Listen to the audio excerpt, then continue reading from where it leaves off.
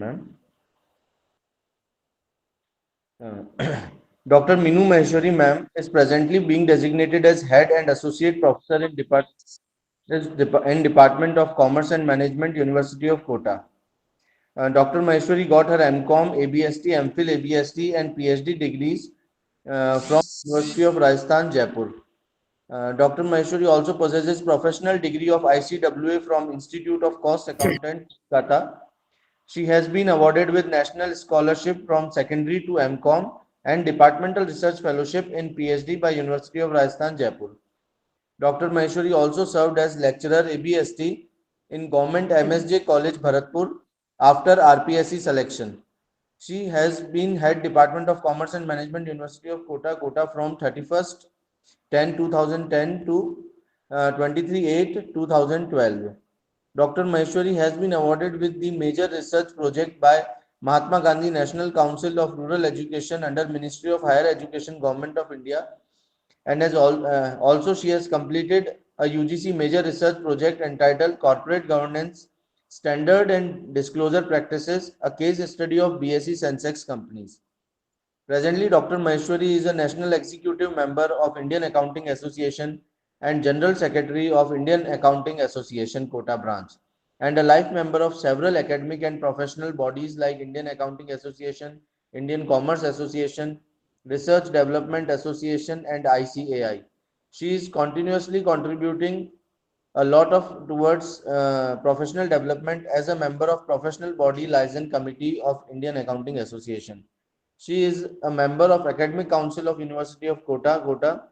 She is also convener of Board of Studies in ABST in University of Kota and chief editor of the newsletter The Mirror of University of Kota. She was a member of COC in Management in University of Kota and a BOS member in MDS University, Ajmer. She is member of Academic Council of University of Kota also. She has published work includes 121 research articles in peer-reviewed UGC Care, ABDC, and Scopus Index journals, and 20 books, including 4 reference books.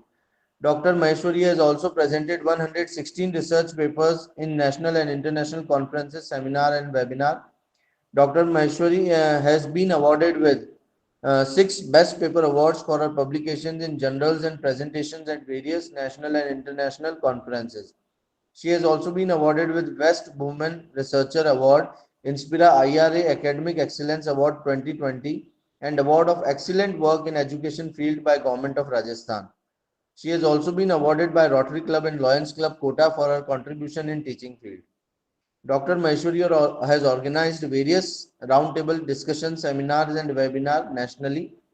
Dr. Maheshwari has also given her valuable insights as a keynote speaker in various national and international seminars and delivered lectures in various PhD coursework programs.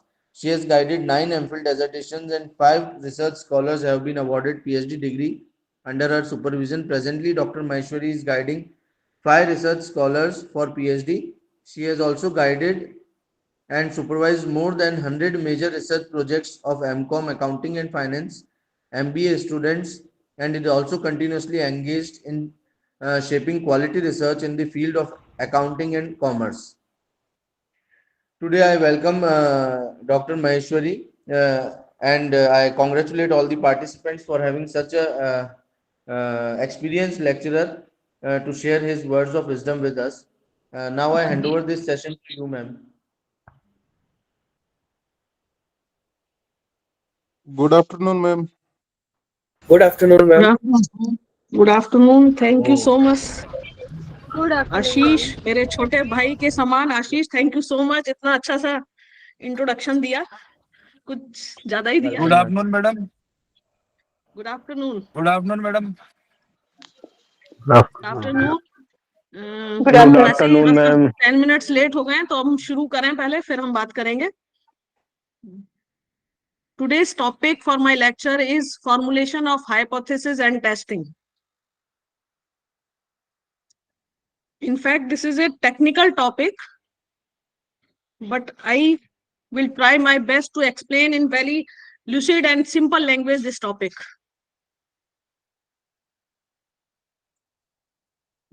Let us start. Ashish, start करें? Am I audible? Yes, ma'am. Start करिए. Audible. Yes, ma'am.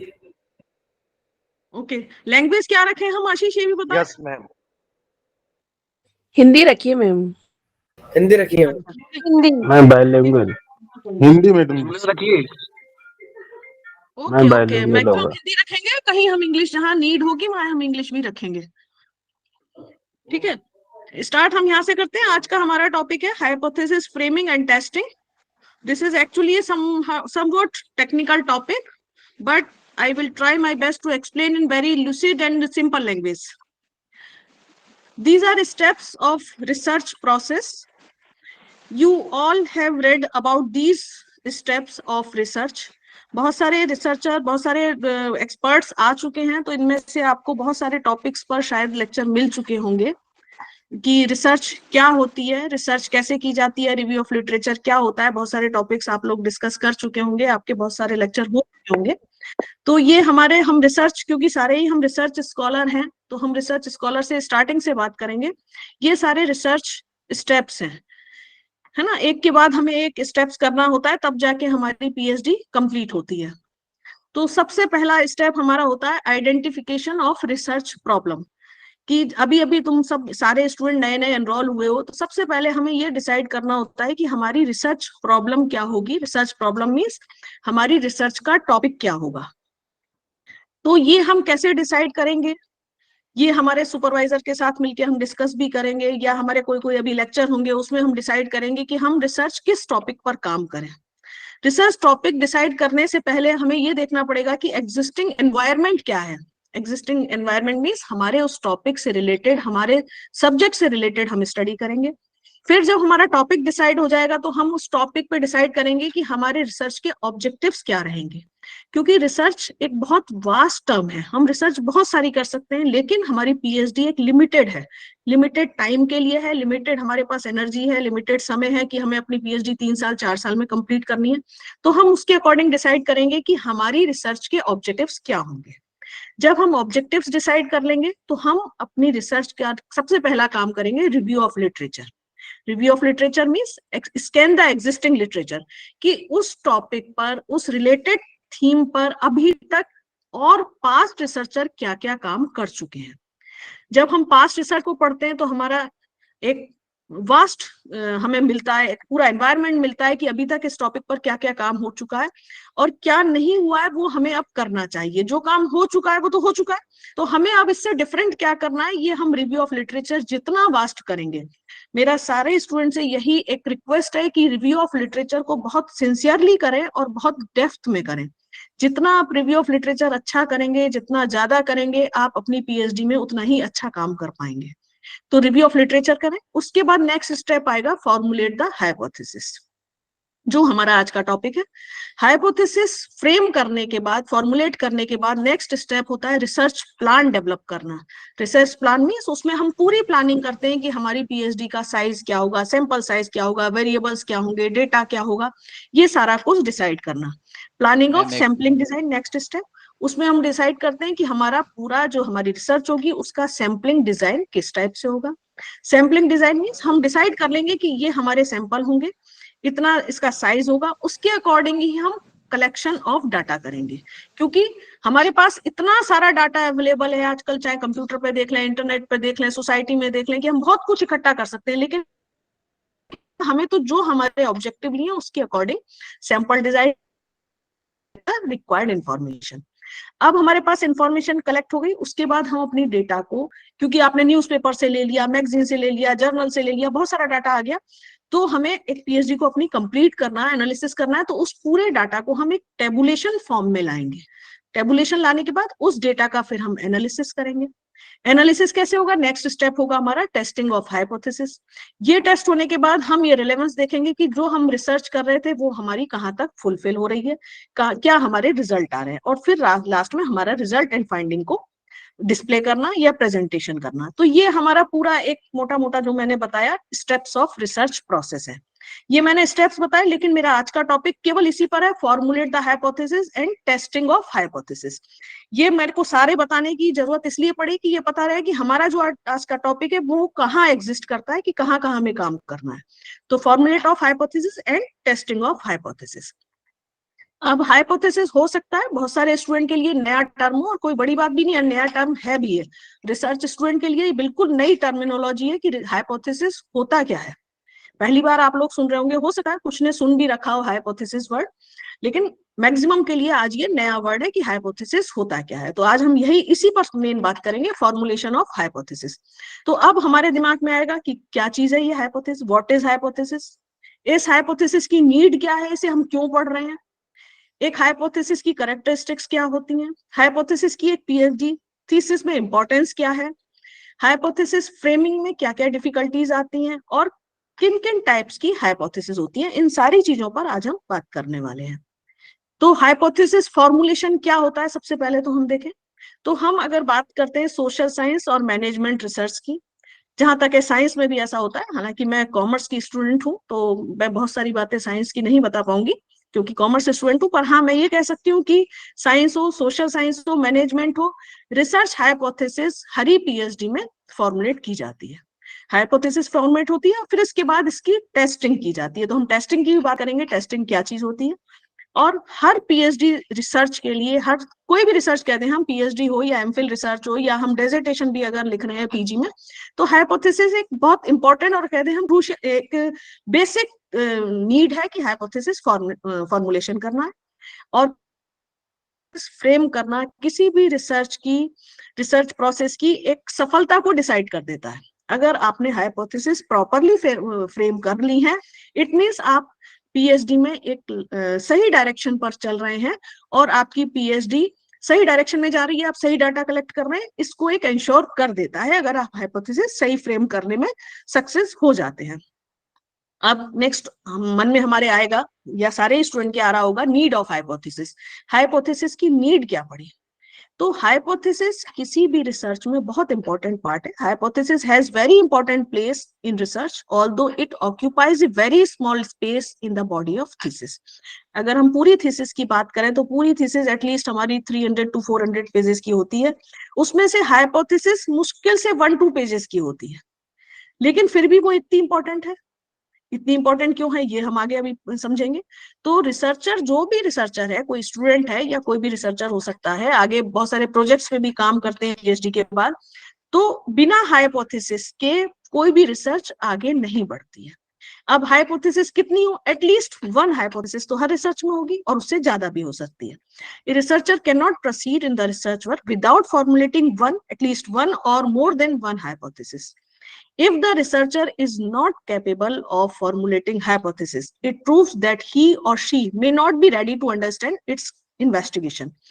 It means अगर कोई researcher proper hypothesis formulate नहीं कर पा रहा है, नहीं सीख पा रहा है, अभी आपका स्टार्टिंग है, पहले दिन नहीं सीख जाएंगे आप लोग भी, धीरे धीरे सब सीख जाएंगे। तो अगर लेकिन फिर भी आप हाइपोथेसिस नहीं फ्रेम कर पा रहे हैं, तो इसका मतलब आप अभी पूरी तरह प्रिपेयर नहीं है कि आप इन्वेस्टिगेशन को अपना ढंग से समझ पा रहे हैं। तो इसीलिए मैंने आज स्टार्टिंग में कहा है कि हाइपोथेसिस हमारी रिसर्च का एक बहुत इंपॉर्टेंट टॉपिक है, या मैं कहूँ सबसे इंपॉर्टेंट टॉपिक है। अगर हमने हाइपोथेसिस सही फ्रेम कर ली तो हम अपनी जो भी हमारी थीसिस है उसकी सफलता की ओर बढ़ चले हैं, ये हम समझ लें। अब हमारे दिमाग में आएगा कि हाइपोथेसिस मैडम इतनी इंपॉर्टेंट बता रही हैं, तो आखिर हाइपोथेसिस है क्या, ये तो समझ में आया। बहुत सारे स्टूडेंट के दिमाग में ये क्वेरी भी हो रही होगी।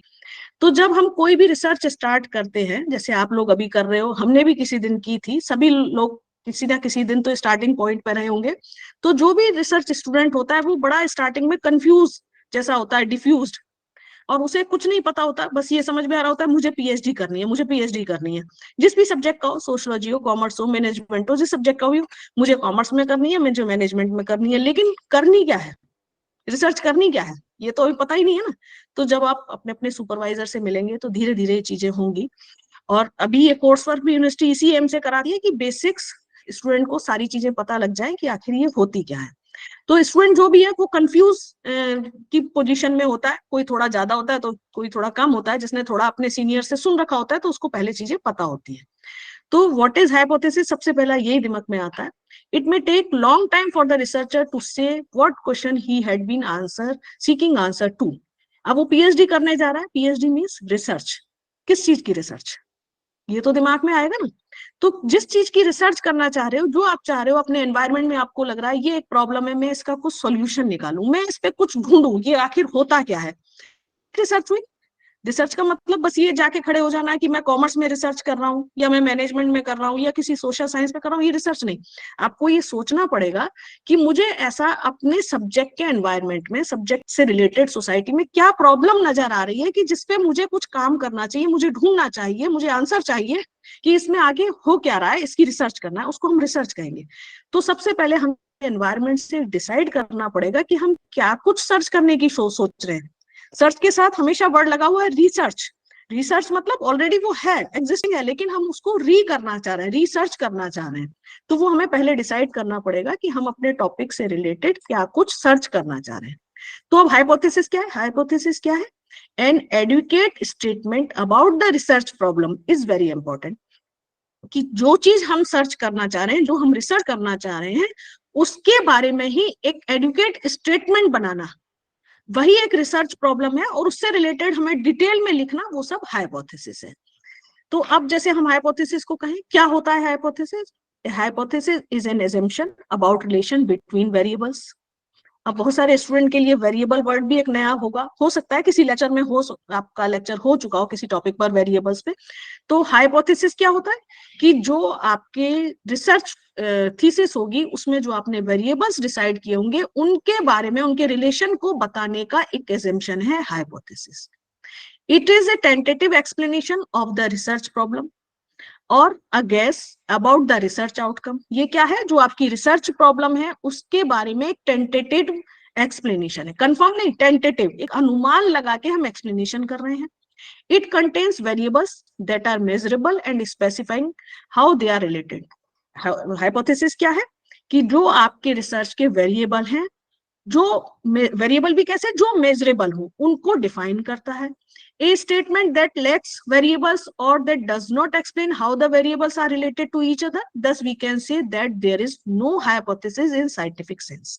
अगर कोई हम ऐसा स्टेटमेंट बनाते हैं हाइपोथेसिस के फॉर्म में, जो हमारे वेरिएबल्स के बीच में कोई रिलेशन ना बता पाए या वेरिएबल्स को एक्सप्लेन ना कर पाए, इट मींस हमारी हाइपोथेसिस हम ठीक नहीं बना पाए हैं. What is hypothesis? अगर हम समराइज फॉर्म में कहें, hypothesis is a assumption, answer to your question.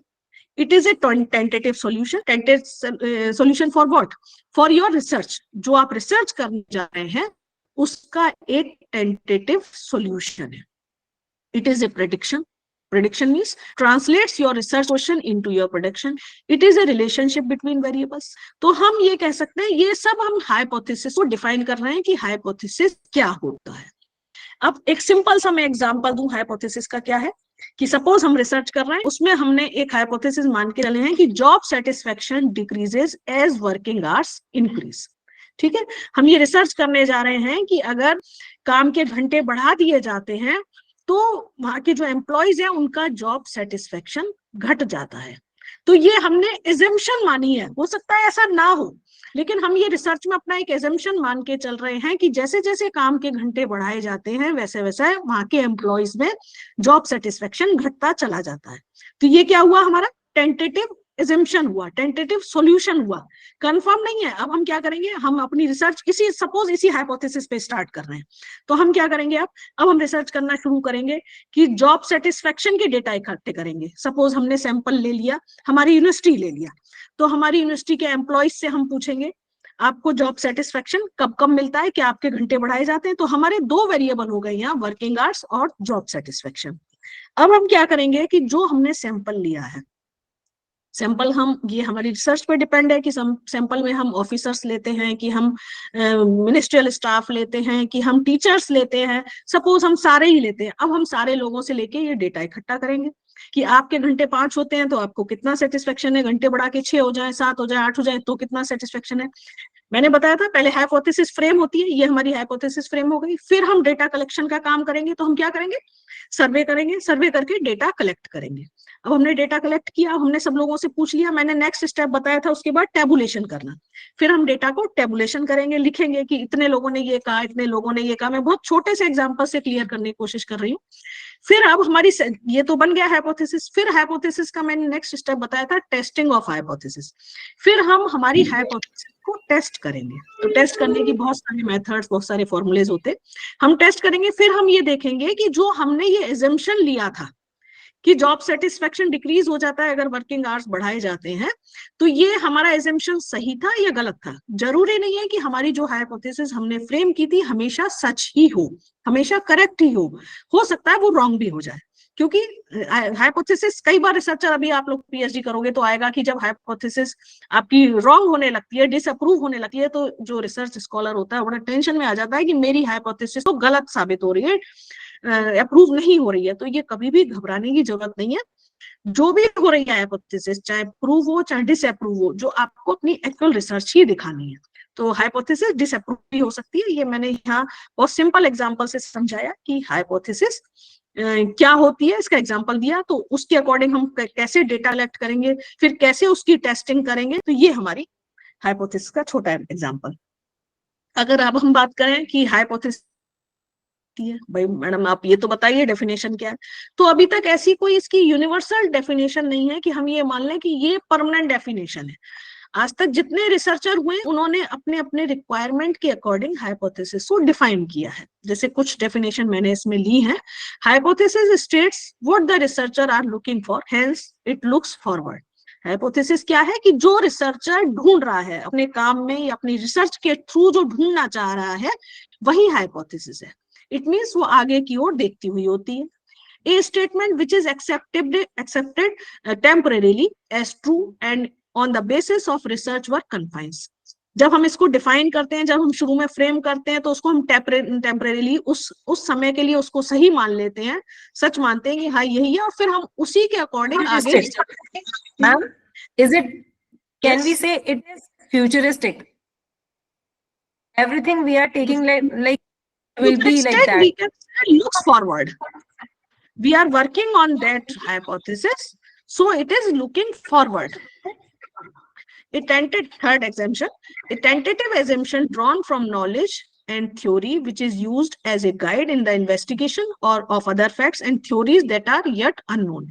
एक तरह से hypothesis क्या है, डिफाइन हम ये भी कर सकते हैं कि ये tentative assumption है, confirm assumption नहीं, tentative assumption है। तो जो हम आगे PhD कर रहे हैं, हमारी थीसिस या रिसर्च पूरी कर रहे हैं, एक तरह से उसका गाइडिंग पाथ है, क्योंकि हमें उसके अकॉर्डिंग ही डेटा कलेक्ट करना है, उसके अकॉर्डिंग ही एनालिसिस करना है, उसी पाथ से हमें चलना है। तो एक तरह से ये गाइडिंग पाथ है। It is a tentative supposition or provisional guess, generalization which seems to explain the solution. It is the statement or an assumption about relationship between variables. ये अपने आप में ऐसा स्टेटमेंट भी है या ऐसा assumption भी है, जब हम different variables लेंगे उनके relationship को बताता है। It is a tentative solution or answer to your question. Answer to your question means जो आप रिसर्च करने जा रहे हैं, जो आपका एक रिसर्च क्वेश्चन है, उसका एक टेंटेटिव सॉल्यूशन भी है। तो यहाँ हमने ये समझा कि डिफरेंट डेफिनेशन इसकी रिसर्चर्स ने क्या क्या दी है। अब कई बार हमारी रिसर्च में ऐसा भी आएगा, जब आप लोग अभी अपने सुपरवाइजर के पास जाएंगे, तो कुछ सब्जेक्ट में या कुछ टॉपिक में ऐसा हो जाता है, जनरली लैंग्वेज के सब्जेक्ट में अपन कहें तो उसमें हाइपोथेसिस कम फ्रेम होती है, उसमें रिसर्च क्वेश्चन बनाए जाते हैं। या कुछ टॉपिक्स और भी सब्जेक्ट में ऐसे हो सकते हैं कि हम हाइपोथेसिस फ्रेम ना करके हम रिसर्च क्वेश्चन बनाएं, या ऐसा भी हो सकता है कि हम कुछ बातों के लिए हाइपोथेसिस बनाएं और कुछ साथ में रिसर्च क्वेश्चन भी डालें। ये चीजें सामने आएंगी। तो रिसर्च क्वेश्चन क्या होता है, यहाँ इसको भी थोड़ा सा हम समझिए। रिसर्च क्वेश्चन क्या होता है? Question that a research project sets out to answer. कि जो हम क्वेश्चन बना रहे हैं, हमारी थीसिस के थ्रू, हमारी रिसर्च के थ्रू हम उन क्वेश्चंस के आंसर ढूंढने का एफर्ट करेंगे। A research question is the question around which you center your research. It should be clear. एक तो जो भी रिसर्च क्वेश्चन हो बिल्कुल क्लियर होना चाहिए, क्योंकि हम उसका आंसर हमारी रिसर्च के दौरान ढूंढने की कोशिश करेंगे। It provides enough specifics that one's audience can easily understand its purpose without needing additional explanation. इतना क्लियर होना चाहिए कि हमारा जो भी उसको रिसर्च को देखने वाला है, समझने वाला, वो इजीली समझ ले कि इस रिसर्च क्वेश्चन का पर्पस क्या है, हमने क्यों ये रिसर्च क्वेश्चन दिया, हमें एडिशनली इसको एक्सप्लेन करने का जरूरत ना पड़े। अब ये है कि रिसर्च क्वेश्चन और रिसर्च हाइपोथेसिस, दो वर्ड हमने सुने, तो दोनों में आखिर डिफरेंस क्या है? क्यों ना हम हाइपोथेसिस बना दें।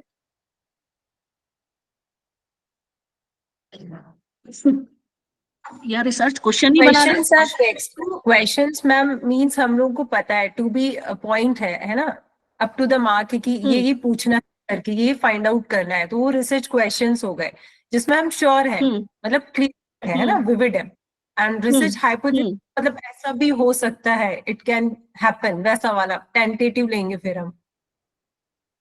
नहीं, क्वेश्चन तो है, वो भी जरूरी नहीं है हमें आंसर मिले, लेकिन मैं अभी थोड़ा सा डिफाइन करूं फिर अपन बात करते हैं। रिसर्च क्वेश्चन का डेफिनेशन क्या है? Research question is an inquisitive query that must be answered through elaborative research. कि एक तो क्वेश्चन फ्रेम में, क्वेश्चन मार्क में, फॉर्म में होगा, और हम जिसका आंसर अपनी डिटेल जो हमारी रिसर्च होगी उसको थ्रू देने की कोशिश करेंगे। जबकि रिसर्च हाइपोथेसिस क्या होगी? Is a predictive problem statement, है ना, हम अनुमान लगा रहे हैं हमारे उसके बारे में और एक स्टेटमेंट दे रहे हैं दैट आइदर अप्रूव्स और डिसअप्रूव्स। हाइपोथेसिस में मेन डिफरेंस यही है, हाइपोथेसिस अप्रूव भी हो सकती है, डिसअप्रूव भी हो सकती है, जबकि जो रिसर्च क्वेश्चन होगा उसका तो हमें आंसर देना है। दोनों में मेन डिफरेंस ये है, रिसर्च क्वेश्चन को हमें टेस्टिंग नहीं करनी होती है, रिसर्च हाइपोथेसिस की हमें डिफरेंट मेथड्स के थ्रू, डिफरेंट फॉर्मूला से, सॉफ्टवेयर से उसकी टेस्टिंग भी करनी होती है। रिसर्च क्वेश्चन एक तरह से क्वेश्चन है और सीधा सीधा हमें जिसका आंसर ढूंढना है, जबकि हाइपोथेसिस एक प्रेडिक्टिव प्रॉब्लम स्टेटमेंट है, उसको हमें अप्रूव या डिसअप्रूव करना होता है। नेचर क्या हुई? ये क्वेश्चन मार्क है, एक स्ट्रेट फॉरवर्ड है, जबकि एक प्रिडिक्शन है और प्रोबेबिलिटी है रिसर्च हाइपोथेसिस। अब रिसर्च क्वेश्चन का स्ट्रक्चर कैसा होता है? सीधा सीधा एक क्वेश्चन मार्क फॉर्म में लिखा जाता है, कि क्वेश्चन फ्रेमिंग फॉर्म में लिखा जाता है, जबकि हाइपोथेसिस स्टेटमेंट फॉर्म में होगी।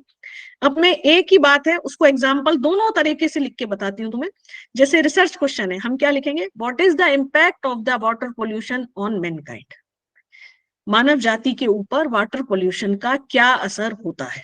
ये अगर हमने इस फॉर्म में लिखा क्या असर होता है, तो हमने क्या लिखा? बिल्कुल क्वेश्चन फ्रेम में लिखा, तो ये क्या हुआ? Research question. अब हम हमारी रिसर्च से ये देखना चाहेंगे कि क्या क्या प्रभाव पड़ता है मानव जाति के ऊपर वाटर पोल्यूशन से। अगर इसी बात को हम हाइपोथेसिस फ्रेम करते हैं तो हम कैसे लिखेंगे? The possible impact of water pollutants on human health. ये राइटिंग में डिफरेंस आएगा। अगर हम रिसर्च क्वेश्चन बनाते हैं तो हम इस टाइप से बनाएंगे, हाइपोथेसिस बनाते हैं तो हम इस तरह से बनाएंगे। Research question generally literature, arts और लैंग्वेज के सब्जेक्ट में यूज होती है, जबकि hypothesis science, sociology, biology, commerce, management, इन सब में जनरली हम रिसर्च हाइपोथेसिस यूज करते हैं।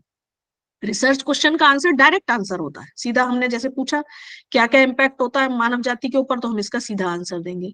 जबकि रिसर्च हाइपोथेसिस के हम पॉसिबल रीजंस भी देते हैं हमारे आंसर के पीछे, possible reasons for the answer. ठीक है, अब बैकग्राउंड की बात करें तो research question stated when a little और स्मॉल रिसर्च और नॉलेज इज अवेलेबल। जनरली हम रिसर्च क्वेश्चन जब यूज करते हैं जब उस टॉपिक के ऊपर पहले से बहुत कम या ना के बराबर कुछ भी हमें नॉलेज नहीं होती है। एक तरह से इस तरह की हम रिसर्च करने जा रहे हैं। रिसर्च हाइपोथेसिस हम जब करते हैं stated when a significant amount of previous work in A relevant subject is available.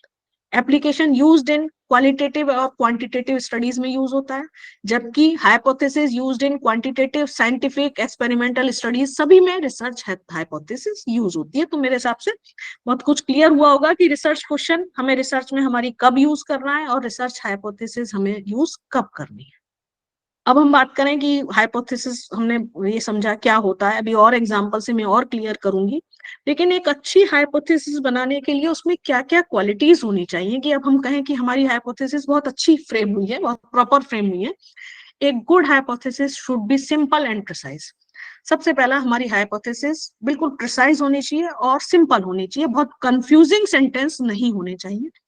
It should be based on some observed facts, कि जो भी हम बात कर रहे हैं ऑब्जर्व फैक्ट्स पे बात करें, ऐसा नहीं हो कि हम उसमें फेक चीजें डाल रहे हो, जो चीज पॉसिबल ही ना हो, तो हमें ऐसी हाइपोथेसिस फ्रेम नहीं करनी है। A good hypothesis not in conflict with any law of nature which is known to be true. हमें ऐसी हाइपोथेसिस कभी भी नहीं बनानी है जो नेचर के नियमों के, प्रकृति के नियमों के विरोध हो। सपोज हम हाइपोथेसिस बनाते हैं कि सूर्य पूर्व दिशा में निकलता है, ये तो सबको ही पता है ना, ये तो हमेशा के लिए सच है कि ये निकलता ही है, अब इसको हम प्रूव डिसअप्रूव क्या करने वाले हैं? ये तो बिल्कुल गलत स्टेटमेंट है। तो हमें हाइपोथेसिस ऐसी नहीं बनानी जो प्रकृति के नियमों के विरोध में हो, जो हमें पता है ये तो हमेशा सत्य ही है। It should be stated in a scientific and research-based language, not in ordinary statement. जो हम इसके लिए लैंग्वेज भी यूज करें हाइपोथेसिस बनाने के लिए, बिल्कुल साइंटिफिक और रिसर्च बेस्ड लैंग्वेज यूज करें। ऐसा नहीं कि हम ऑर्डिनरी एक स्टेटमेंट बोलचाल की भाषा या अपने आजकल व्हाट्सएप की भाषा उसमें बना दें, वो इस तरह से सेंटेंस फ्रेमिंग नहीं होना चाहिए। It should be verifiable and testable. सबसे बड़ा इसका एक इम्पोर्टेंट ये क्लू है कि करेक्टरिस्टिक है कि जो भी हमारी हाइपोथेसिस हो वो वेरीफेबल हो और टेस्टेबल हो, कि हम उसको वेरीफाई और टेस्ट कर सकें, है ना। ऐसा नहीं हो कि हम उसको टेस्ट नहीं कर पा रहे, इट मींस हमारी हाइपोथेसिस प्रॉपर फ्रेम नहीं हुई है। It should be designed in such a way that its test will provide an answer to the original problem. हम हाइपोथेसिस क्यों बना रहे हैं? हमारी रिसर्च के बारे में आगे रिजल्ट निकालने के लिए। तो हाइपोथेसिस ऐसे तो कुछ नहीं बना देंगे, हमारे टॉपिक से हटके ही हमने कुछ बना दी जो हमारे ऐसा डिजाइन ही नहीं हुई कि हमारी रिसर्च ओरिजिनल प्रॉब्लम है उसको आंसर नहीं कर रही है। तो हमारी जो रिसर्च है ओरिजिनल प्रॉब्लम है उससे रिलेटेड ही डिजाइन होनी है। It should B state relationship between variables which may be direct, indirect और प्रोपोर्शनेट। जो हम रिलेशनशिप बताएंगे हमारे वेरिएबल्स के बीच में, वो हमारे या तो वेरिएबल्स के बीच में डायरेक्ट रिलेशनशिप बताएं या इनडायरेक्ट बताएं या प्रोपोर्शनेट बताएं। ये अभी मैं आगे और क्लियर करूंगी क्या क्या इनका मीनिंग होता है। हालांकि रिसर्च टर्मिनोलॉजी अपने आप में बहुत वास्ट है और एक लेक्चर में हो पाना थोड़ा डिफिकल्ट होता है। It must be specific because narrower hypothesis more testable. Specific hypothesis बनानी चाहिए कि एक जो हम रिसर्च करने जा रहे हैं उसके, ऐसा भी हो सकता है एक रिसर्च में, और होता ही है 5-7 हाइपोथेसिस तो हमें फ्रेम करनी ही होती है, तो हम नैरो हाइपोथेसिस बनाएं, छोटी छोटी बनाएं जिससे कि उन्हें टेस्ट करना भी हमारे लिए इजी हो सके। It must not be in question form. हमें क्वेश्चन फॉर्म में नहीं बनानी, स्टेटमेंट फॉर्म में बनानी है। अगर क्वेश्चन फॉर्म में है तो वो रिसर्च क्वेश्चन होगा। It should describe one issue only. एक हाइपोथेसिस एक इशू को डिस्क्राइब करे। दूसरा, अगर हमारा कोई और इशू हमारा रिसर्च से रिलेटेड है तो उसके लिए हम दूसरी हाइपोथेसिस बनाएं। तो ये एक बेसिक कैरेक्टरिस्टिक्स हैं जो एक अच्छी हाइपोथेसिस में होनी ही चाहिए, क्योंकि अब आप लोग नेक्स्ट स्टेप पे जाएंगे, अपनी रिसर्च का हाइपोथेसिस फ्रेम करेंगे, टाइटल डिसाइड करेंगे, तो ये सारी बातें आगे सामने आने वाली हैं। अब स्टूडेंट के दिमाग में ये भी हो रहा होगा कि मैं कैसे बना पाऊंगा हाइपोथेसिस, हाइपोथेसिस कैसे बनती है। तो बहुत सारे सोर्सेज हैं हाइपोथेसिस कैसे बन सकती हैं। सबसे पहला तो इम्पोर्टेंट है एक्सपीरियंस से इंसान सीखता है। आपके में मान लिया बहुत सारे स्टूडेंट, हम खुद पीएचडी कर चुके, हमारे अंडर में स्टूडेंट कर चुके, तो हमें पता है कि इस टॉपिक के लिए क्या क्या हाइपोथेसिस फ्रेम होनी चाहिए। तो सबसे बड़ा तो यही है। उसके बाद इमेजिनेशन एंड थिंकिंग।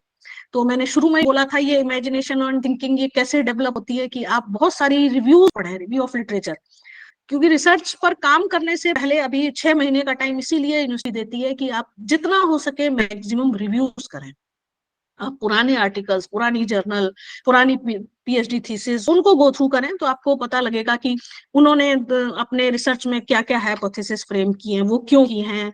तो मुझे अगर अपनी रिसर्च करनी है अब आगे तो मुझे किस तरह से करनी है। तो ये इमेजिनेशन और थिंकिंग पावर उससे ही डेवलप होती है। आप जितना पढ़ेंगे ये उसी से डेवलप होने वाली है। अपन पढ़ेंगे नहीं और पहले दिन आगे बढ़ जाएंगे कि रिसर्च करनी है, उससे पॉसिबल नहीं है।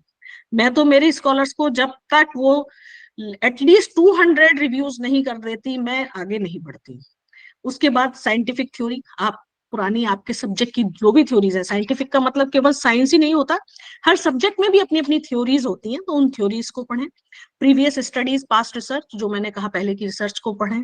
ऑब्जर्वेशन से हम सीखते हैं, हमारे साथ के लोग जो होते हैं, कलीग होते हैं, को स्कॉलर्स होते हैं, उससे बहुत सारी चीजें हमारे समझ में आती हैं। इसके बाद कल्चरल वैल्यूज, बहुत सारे जगह की कल्चरल वैल्यूज होती हैं, उससे भी हम हाइपोथेसिस फ्रेम करते हैं। तो ये मेन सोर्सेज हैं कि हम हाइपोथेसिस फॉर्मुलेट करना कैसे सीखें। तो ये सब सोर्सेज हैं जिससे हम हाइपोथेसिस फ्रेम करना सीख पाएंगे। अब इंपॉर्टेंस क्या है हाइपोथेसिस बनाने की? It provides direction to research. अगर हमने हाइपोथेसिस सही फ्रेम कर ली, सच बात यह है कि जो आप लोग सिनॉप्सिस सबमिट करेंगे, अगर आपने सिनॉप्सिस लेवल पर अच्छी सी मेहनत कर ली तो आपकी रिसर्च, इट मींस आधा काम हो गया। क्योंकि हम क्या करते हैं, जनरली स्टूडेंट क्या करते हैं कि जो अपनी सिनॉप्सिस बनाते हैं वो तो आधा घंटा, 1 घंटा या 1 दिन में ही बना बनू के तैयार कर देते हैं। अगर आपने यहाँ मेहनत नहीं की तो जब आप पीएचडी शुरू करेंगे ना, वहां आपको बहुत मेहनत करनी पड़ेगी। हर चीज पे फिर डाउट होगा। इस टाइम तो लिख के सबमिट कर देंगे, लेकिन फिर वहां डाउट क्रिएट होगा। तो इसलिए हम जब सिनॉप्सिस फ्रेमिंग के स्टेज में होते हैं, सिनॉप्सिस बनाने वाले में होते हैं, या ये कोर्स वर्क चल रहा है, इस दौरान हम अपनी इस टाइम पे बहुत यूटिलाइज करें इसको, और हमारी हाइपोथेसिस, ये हमारी जो सिनॉप्सिस बनाए वो बहुत ध्यान से बनाए, तो आपकी रिसर्च करना बहुत इजी काम हो जाएगा आपके लिए। तो हाइपोथेसिस यही इसी लेवल पे बन जाती है। हाइपोथेसिस आपको सिनॉप्सिस में ही डालनी पड़ेगी, हाइपोथेसिस आपकी रिसर्च की क्या होगी। तो हाइपोथेसिस क्या होगी? It provides direction to research. आपकी रिसर्च में आगे क्या क्या होने वाला है आपको उसका डायरेक्शन प्रॉपर मिल जाएगा। It is a guide to the thinking process and the process of discovery. आपकी थिंकिंग प्रोसेस को गाइड करेगा, क्योंकि आपको पता है मुझे हाइपोथेसिस मेरी ये है, इसके अकॉर्डिंग मुझे डेटा कलेक्ट करना है, ये मेरा सैंपल होगा, तो सब कुछ ऑब्जेक्टिव मेरे, क्योंकि हाइपोथेसिस कैसे बनती है, पहले ऑब्जेक्टिव फ्रेम होते हैं, ऑब्जेक्टिव के अकॉर्डिंग ही हाइपोथेसिस फ्रेम होती है। तो एक तरह से गाइडिंग टूल है आपके लिए। It focuses on depth of research, इसी पर डिपेंड करेगा आप डेप्थ ऑफ रिसर्च क्या रखने वाले हैं। It prevents blind research. अगर कोई हाइपोथेसिस नहीं बनाएगा तो एक तरह से ब्लाइंड रिसर्च है, कुछ भी डेटा अपन कलेक्ट करते जा रहे हैं, कुछ भी लिखते जा रहे हैं, अगर प्रॉपर हाइपोथेसिस नहीं है तो। It places clear and specific goals for all. It serves as a framework of drawing conclusion, क्योंकि हम कंक्लूजन पे जब आएंगे हमारी थीसिस में, तो कंक्लूजन किसका निकालना है? जो अपन ने शुरू में ऑब्जेक्टिव डिसाइड किए हैं, जो अपन ने हाइपोथेसिस सेट किए हैं, उन्हीं को तो हम रिसर्च में ढूंढने वाले हैं। तो एक तरह से जो हमारे कंक्लूजन आने वाले हैं उसका फ्रेमवर्क ही हाइपोथेसिस से बन जाता है। It enables the investigator to understand with greater clarity the problem and its rectification. बिल्कुल क्लियर है, बहुत सिंपल लैंग्वेज में मैंने सब लिखा। अब हाइपोथेसिस बनाने में डिफिकल्टीज क्या आती है? सबसे कठिन टॉपिक ही यही है पूरी रिसर्च का, हाइपोथेसिस बनाना। तो अब हाइपोथेसिस बनाने में कठिनाइयां क्या क्या आती हैं? सबसे पहला तो स्टूडेंट नया नया होता है, सभी नए होते हैं। हम लोग ने पीएचडी की तो हम लोग भी आपके ही स्टेज के थे, हम लोग भी आपकी जैसी सिचुएशन थी कि इतनी नॉलेज होती नहीं है सब्जेक्ट के बारे में। सब्जेक्ट हम ऐसे पढ़ के आ रहे होते हैं, हम कॉमर्स पढ़ के आए हैं, हम बिजनेस एड पढ़ के आए हैं, हम सोशलॉजी पढ़ के आए, लेकिन हमें रिसर्च की नॉलेज नहीं होती है कि रिसर्च में हमें काम कैसे करना है, आगे कैसे बढ़ना है। तो सबसे बड़ी प्रॉब्लम हाइपोथेसिस फ्रेम में यही होती है कि lack of knowledge and clarity of theoretical framework. ठीक है, इसके बाद हमें ये नहीं पता होता, हम थ्योरेटिकल वर्क अपनी सब्जेक्ट तो पढ़ के आ रहे होते हैं, अब उसको हम अपनी रिसर्च में कैसे यूज करें। Lack of ability to make use of the theoretical work logically, ये नहीं हमें पता होता। जैसे हमारे कॉमर्स में भी स्टूडेंट होते हैं, वो सारे टेस्ट को पढ़ रहे होते हैं, लेकिन ये नहीं पता होता है कि उनको टेस्टिंग में अप्लाई कैसे करें, है ना। Vagueness of the statement, this that why, यही हमारे दिमाग में चलता रहता है, कंफ्यूजन वाली सिचुएशन रहती है। तो ये सारी बड़ी भारी प्रॉब्लम आती है, इसीलिए आज मैं बहुत ही सिंपल लैंग्वेज में आपको हाइपोथेसिस समझा रही हूँ। ये सारी दिक्कतें आने वाली होती है। अब हमारे सामने ये, अब जब हम हाइपोथेसिस फ्रेम करेंगे तो हमारे पास आएंगी टाइप्स ऑफ हाइपोथेसिस। हमारी हाइपोथेसिस है कैसी? हालांकि जनरली लोग एक या दो तरह की ही हाइपोथेसिस बताते हैं, नल हाइपोथेसिस और अल्टरनेट हाइपोथेसिस। लेकिन मैं आपको इतनी सारी तरह की हाइपोथेसिस बताऊंगी, मतलब पिछला मेरा जब लेक्चर हुआ था, इवन मेरे साथ एक असिस्टेंट प्रोफेसर थे, वो खुद पीएचडी थे, उन्होंने खुद ये कहा कि इतनी तरह की हाइपोथेसिस तो मैंने कभी सुनी ही नहीं है। तो ये इतने सारे टाइप की हाइपोथेसिस हो सकती है, हो सकता है इससे भी ज्यादा कोई बताने वाला मिल जाए, मैं कोई ये भी क्लेम नहीं कर रही हूँ, लेकिन हाँ ये मेन टाइप की हाइपोथेसिस है। तो जब आप पढ़ेंगे तो बिल्कुल क्लियर होंगे। अब मैं एक एक हाइपोथेसिस को बिल्कुल क्लियर करूंगी और छोटे छोटे एग्जांपल से। सबसे पहला है हमारा सिंपल हाइपोथेसिस।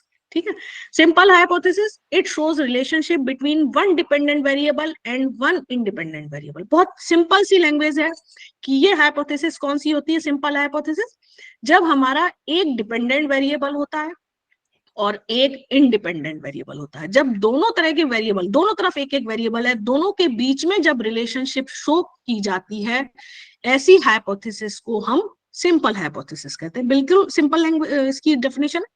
अब फॉर एग्जांपल, मैं एग्जांपल से भी आपको बता रही हूँ, हाइपोथेसिस है eating vegetable leads to weight loss.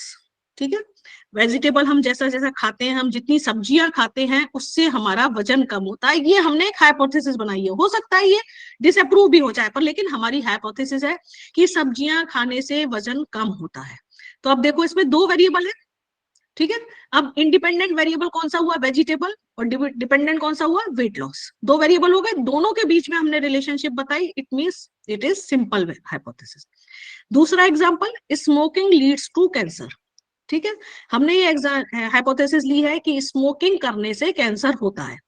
अब ये बात अलग है, हम टेस्टिंग करेंगे, डेटा इकट्ठा करेंगे, हो सकता है हमारी हाइपोथेसिस डिसअप्रूव हो जाए, लेकिन हमने ये माना। अब हमारे दो वेरिएबल हुए, स्मोकिंग एंड कैंसर। इसमें स्मोकिंग हुआ हमारा इंडिपेंडेंट और डिपेंडेंट हुआ कैंसर। तीसरा एग्जांपल है relationship between employ salary and employ performance. हमने ये बनाया कि एम्प्लॉय के सैलरी और उसके परफॉर्मेंस के बीच में संबंध होता है। इट मींस जैसी सैलरी होगी वैसे ही एम्प्लॉय की परफॉर्मेंस होगी। तो सैलरी हुई इंडिपेंडेंट और डिपेंडेंट हुई परफॉर्मेंस। बिल्कुल क्लियर होगा ये सिंपल हाइपोथेसिस क्यों हुई। इसमें दो ही वेरिएबल होंगे, एक इंडिपेंडेंट एक डिपेंडेंट, दोनों के बीच में हमने रिलेशनशिप शो की। It means it is a simple hypothesis. Next type of hypothesis है कॉम्प्लेक्स हाइपोथेसिस। जैसा कि इसके नाम से ही लग रहा है कि ये कॉम्प्लेक्स है, वो सिंपल था। अब complex hypothesis there is a relationship between two और मोर इंडिपेंडेंट और टू और मोर डिपेंडेंट वेरिएबल। वहां हमने सिंपल में बात की थी कि दोनों तरफ केवल एक वेरिएबल होता है, एक डिपेंडेंट होता है एक इंडिपेंडेंट होता है। यहाँ क्या होते हैं, दोनों ही दो या दो से ज्यादा हो सकते हैं। तो जब हम दो या दो से ज्यादा की बात करते हैं और दोनों के बीच में रिलेशनशिप बताते हैं तो वो वाली हाइपोथेसिस कहलाती है complex hypothesis. For example eating more vegetables leads to weight loss and glowing skin. ठीक है, ईटिंग मोर वेजिटेबल, सब्जियां ज्यादा खाने से वजन कम होता है और स्किन ग्लोइंग होती है। यहाँ दो पॉइंट आ गए ना। तो अब हम क्या कह रहे हैं, इंडिपेंडेंट तो वेजिटेबल है और डिपेंडेंट क्या हुआ, weight loss and glowing skin. Clear. अब दूसरा एग्जांपल दें, smoking and drinking leads to cancer and liver diseases. यहाँ इंडिपेंडेंट एक ही था लेकिन डिपेंडेंट दो थे, यहाँ दोनों तरफ ही दो दो हो गए, इंडिपेंडेंट भी दो है और डिपेंडेंट भी दो है। स्मोकिंग एंड ड्रिंकिंग करने से कैंसर और लिवर की बीमारियां होती हैं। ठीक है, यहाँ दो पॉइंट हो गए, दो इंडिपेंडेंट हो गए और दो डिपेंडेंट हो गए। थर्ड पॉइंट हम लेते हैं, थर्ड हमारा एग्जाम्पल है salary and work environment in the organisation leads to employ satisfaction and loyalty. यहाँ भी हमारे दो इंडिपेंडेंट हुए, सैलरी और जो वर्क एनवायरमेंट होता है किसी भी संगठन का, वो एम्प्लॉय के सेटिस्फेक्शन और लॉयल्टी को बताता है। बिल्कुल ठीक बात है। तो सैलरी और वर्क एनवायरमेंट दो इंडिपेंडेंट हो गए और दो डिपेंडेंट हो गए। अब आपको बिल्कुल क्लियर होगा कि हम कब तो हमारी हाइपोथेसिस को सिंपल हाइपोथेसिस कहेंगे और कब हमारी हाइपोथेसिस को हम कॉम्प्लेक्स हाइपोथेसिस कहेंगे। दो तरह की एग्जांपल बिल्कुल क्लियर हो गए दो टाइप के हाइपोथेसिस का। अब हम थर्ड हाइपोथेसिस पे आते हैं, नल हाइपोथेसिस। जनरली हम जब पीएचडी करेंगे तो हमारे सामने नल ही बोली जाएगी, नल और अल्टरनेट। नल हाइपोथेसिस क्या होती है, एक तो हम इसको डिनोट करते हैं H0 से। ठीक है, इस टाइप की हाइपोथेसिस में नो वर्ड यूज होता है। सेंटेंस फ्रेमिंग या स्टेटमेंट फ्रेमिंग जो इसकी होती है वो नो वर्ड यूज करती है। और इस टाइप की हाइपोथेसिस को हमें स्टैटिस्टिकल टूल और टेक्निक से हमें प्रूव और डिसअप्रूव करना होता है। और दोनों तरह के डेटा में यूज हो सकती है, चाहे प्राइमरी डेटा हो सेकेंडरी डेटा हो। अब मैं एग्जांपल से इसको समझाऊंगी। नल हाइपोथेसिस क्या होता है, सपोज हमने स्टेटमेंट ऐसा लिया है या हाइपोथेसिस फ्रेम की है, there is no relationship between student attendance and student result. ठीक है, नो वर्ड आ गया। मैंने कहा नल हाइपोथेसिस में नो वर्ड आना जरूरी है। तो ठीक है, इसमें नो वर्ड है, there is no relationship between student attendance and student relationship. मतलब स्टूडेंट की अटेंडेंस और उसके रिजल्ट के बीच में कोई संबंध नहीं है। लेकिन हम अपनी रिसर्च करेंगे जब हो सकता है कि हमारी ये जो एजम्पशन है, जो हमारी हाइपोथेसिस है, गलत हो जाए। लेकिन मैंने क्या बताया था, हाइपोथेसिस का मतलब होता है हम प्री डिसाइड करते हैं, ये प्राइमरी एजम्पशन होता है। तो ये हमारा एजम्पशन है कि तो कोई रिलेशनशिप नहीं होता है। दूसरा एग्जांपल हम लेते हैं, there is no relationship between employ salary and employ performance. कि एम्प्लॉय सैलरी में और एम्प्लॉय की परफॉर्मेंस में कोई रिलेशनशिप नहीं है। ठीक है, तीसरा एग्जांपल हमने लिया, there is no relationship between employ service and customer satisfaction. तो हमने तीन एग्जांपल लिए, तीनों में मैंने जो बताया नल हाइपोथेसिस की क्या स्पेशलिटी होती है। तो एक तो सबसे पहला इसमें नो वर्ड यूज होता है। तो हमारे तीनों ही स्टेटमेंट में, तीनों ही एग्जांपल्स में नो वर्ड यूज है। अब इसको हमें सच या गलत साबित करने के लिए क्या करना पड़ेगा, हम इन स्टेटमेंट के अकॉर्डिंग हमारा डेटा कलेक्ट करेंगे। डेटा कलेक्ट करने के बाद बहुत सारे स्टैटिस्टिकल टूल्स एंड टेक्निक्स होते हैं। वो कौन से टूल्स टेक्निक्स होते हैं हम आगे थोड़ा सा समराइज वे में आगे उनको भी समझेंगे कौन कौन से होते हैं। तो उससे हम प्रूव या डिसअप्रूव करते हैं कि जो हमने एजम्पशन मानी थी वो हमारी सही है या गलत है। तो ये हमारी नेक्स्ट हाइपोथेसिस हुई। नेक्स्ट हाइपोथेसिस है अल्टरनेटिव हाइपोथेसिस। तो हम किसी भी रिसर्च में अगर नल हाइपोथेसिस बनाते हैं तो हमें साथ में अल्टरनेटिव हाइपोथेसिस बनाना भी जरूरी होता है, दोनों ही बनती है। तो अल्टरनेट हाइपोथेसिस को उसको हमने H0 से डिनोट किया, इसको हम H1 से डिनोट करते हैं। और जब हम प्रूव करते हैं तो अगर नल हाइपोथेसिस हमारी रॉन्ग होती है, इट मींस हमारी अल्टरनेट हाइपोथेसिस राइट होती है। ये वाइस वर्सा होता है। अगर हमारी अल्टरनेट हाइपोथेसिस करेक्ट हुई तो वो दूसरी रॉन्ग हो जाएगी। केवल डिफरेंस क्या होता है, उसको हम नो में सेंटेंस बनाते हैं और इसका पॉजिटिव में सेंटेंस बनाते हैं, और इसको H1 से डिनोट करते हैं और उसको H0 से करते हैं। अब इसका एग्जांपल, उसमें हमने क्या लिया था, देयर इज नो रिलेशनशिप। यहाँ इसका पॉजिटिव सेंटेंस बनेगा, there is relationship between student attendance and student result. यहाँ उसी सेम एग्जांपल को मैं बता रही हूँ, there is relationship between employ salary and employ performance, there is relationship between employ service and employ customer satisfaction. Same statement है, मैंने दोनों के ही एग्जांपल में सेम लिया है, क्योंकि मैंने नल और अल्टरनेट सेट्स को क्लियर किया है।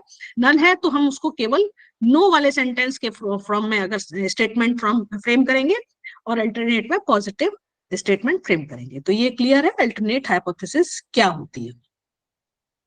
नेक्स्ट हाइपोथेसिस है डायरेक्शनल हाइपोथेसिस। जैसा कि इसके नाम से ही लग रहा है कि कुछ डायरेक्शन जैसा इसमें बताया जाता है। तो ये हाइपोथेसिस क्या होती है, it shows relationship between two और more variables and also identifies the nature of variables either in positive or negative direction. तो स्टेटमेंट तो इसमें भी फ्रेम होता है, रिलेशनशिप दो या दो से ज्यादा की बताई जाती है, लेकिन साथ में क्या होता है कि ये कुछ डायरेक्शन भी शो करती है। इसका स्टेटमेंट इस ढंग से होता है कि डायरेक्शन भी इसमें लग रहा होता है, कुछ पॉजिटिव या नेगेटिव डायरेक्शन। तो एग्जांपल से लें, student who participate in sports activity have lower marks than those who didn't participate. Means student जो स्पोर्ट्स एक्टिविटीज में पार्ट लेते हैं उनके मार्क्स कम आते हैं बजाय उनके जो नहीं लेते हैं। तो हमने एक डायरेक्शन भी बता दिया। एक तो ये होता है कि हम कुछ भी नहीं लिखते, हम लिख देते हैं देयर इज नो रिलेशनशिप या there is relationship between student participation in sport activity and lower marks. तो हम ये नहीं लिख रहे हैं कि पॉजिटिव इंपैक्ट हो रहा है या नेगेटिव हो रहा है, लेकिन यहाँ हम एक डायरेक्शन भी बता रहे हैं। ठीक है ना। अब दूसरा एग्जांपल लिया, employ who walk in the morning have good performance in organisation than those who do not walk in the morning. जो एम्प्लॉय ऐसे सुबह मॉर्निंग वॉक करते हैं उनकी अपने ऑर्गेनाइजेशन में परफॉर्मेंस ऐसी अच्छी होती है, और जो नहीं करते उनकी नहीं होती। तो यहाँ भी हमने एक डायरेक्शन बता दिया, केवल ये नहीं कहा कि हाँ कुछ रिलेशन होता है कि जो वॉक करेंगे उनका कुछ रिलेशन है परफॉर्मेंस से, लेकिन हमने डायरेक्शन भी साथ के साथ बताया कि पॉजिटिव इंपैक्ट होता है।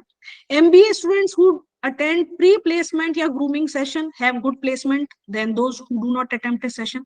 तो यहाँ भी हमने बता दिया एमबीए स्टूडेंट है जो प्री प्लेसमेंट के या ग्रूमिंग सेशन इस टाइप के अटेंड करते हैं उनके प्लेसमेंट अच्छे होते हैं। तो हमने ये पॉजिटिव रिलेशनशिप बता दी। तो अगर हम कुछ डायरेक्शनल बात कर रहे हैं, कुछ डायरेक्शन बता रहे हैं, डायरेक्शन पॉजिटिव भी हो सकता है और नेगेटिव भी, तो ये कहलाएगी डायरेक्शनल हाइपोथेसिस। नेक्स्ट हाइपोथेसिस है नॉन डायरेक्शनल हाइपोथेसिस। अगर हम वेरिएबल्स के बीच में कोई ये रिलेशनशिप इस तरह से डायरेक्शनल नहीं बनाते हैं तो हम उसको कहेंगे non directional. For example, the academic performance of student is related to their participation in sports activity. वही एग्जांपल है, मैंने उनकी केवल लैंग्वेज ही चेंज हो गया हाइपोथेसिस में और कुछ नहीं होने वाला। The performance of employee is related to their morning walk. There is a relationship between age and job satisfaction. तो तीनों एग्जांपल वही लिए जो डायरेक्शनल में लिए, केवल मैं स्टेटमेंट फ्रेमिंग का डिफरेंस बता रही हूँ कि कब तो वो फिर नॉन डायरेक्शनल कहलाती है और कब वो डायरेक्शनल कहलाती है। तो ये भी शायद क्लियर होगा। नेक्स्ट हम लेंगे कैजुअल हाइपोथेसिस। कैजुअल हाइपोथेसिस क्या होती है कि जब हम जो वेरिएबल ले रहे हैं उनके बीच में कॉज एंड इफेक्ट का रिलेशनशिप बताते हैं, तो उसको ऐसी हाइपोथेसिस को हम कहेंगे कैजुअल हाइपोथेसिस। फॉर एग्जांपल,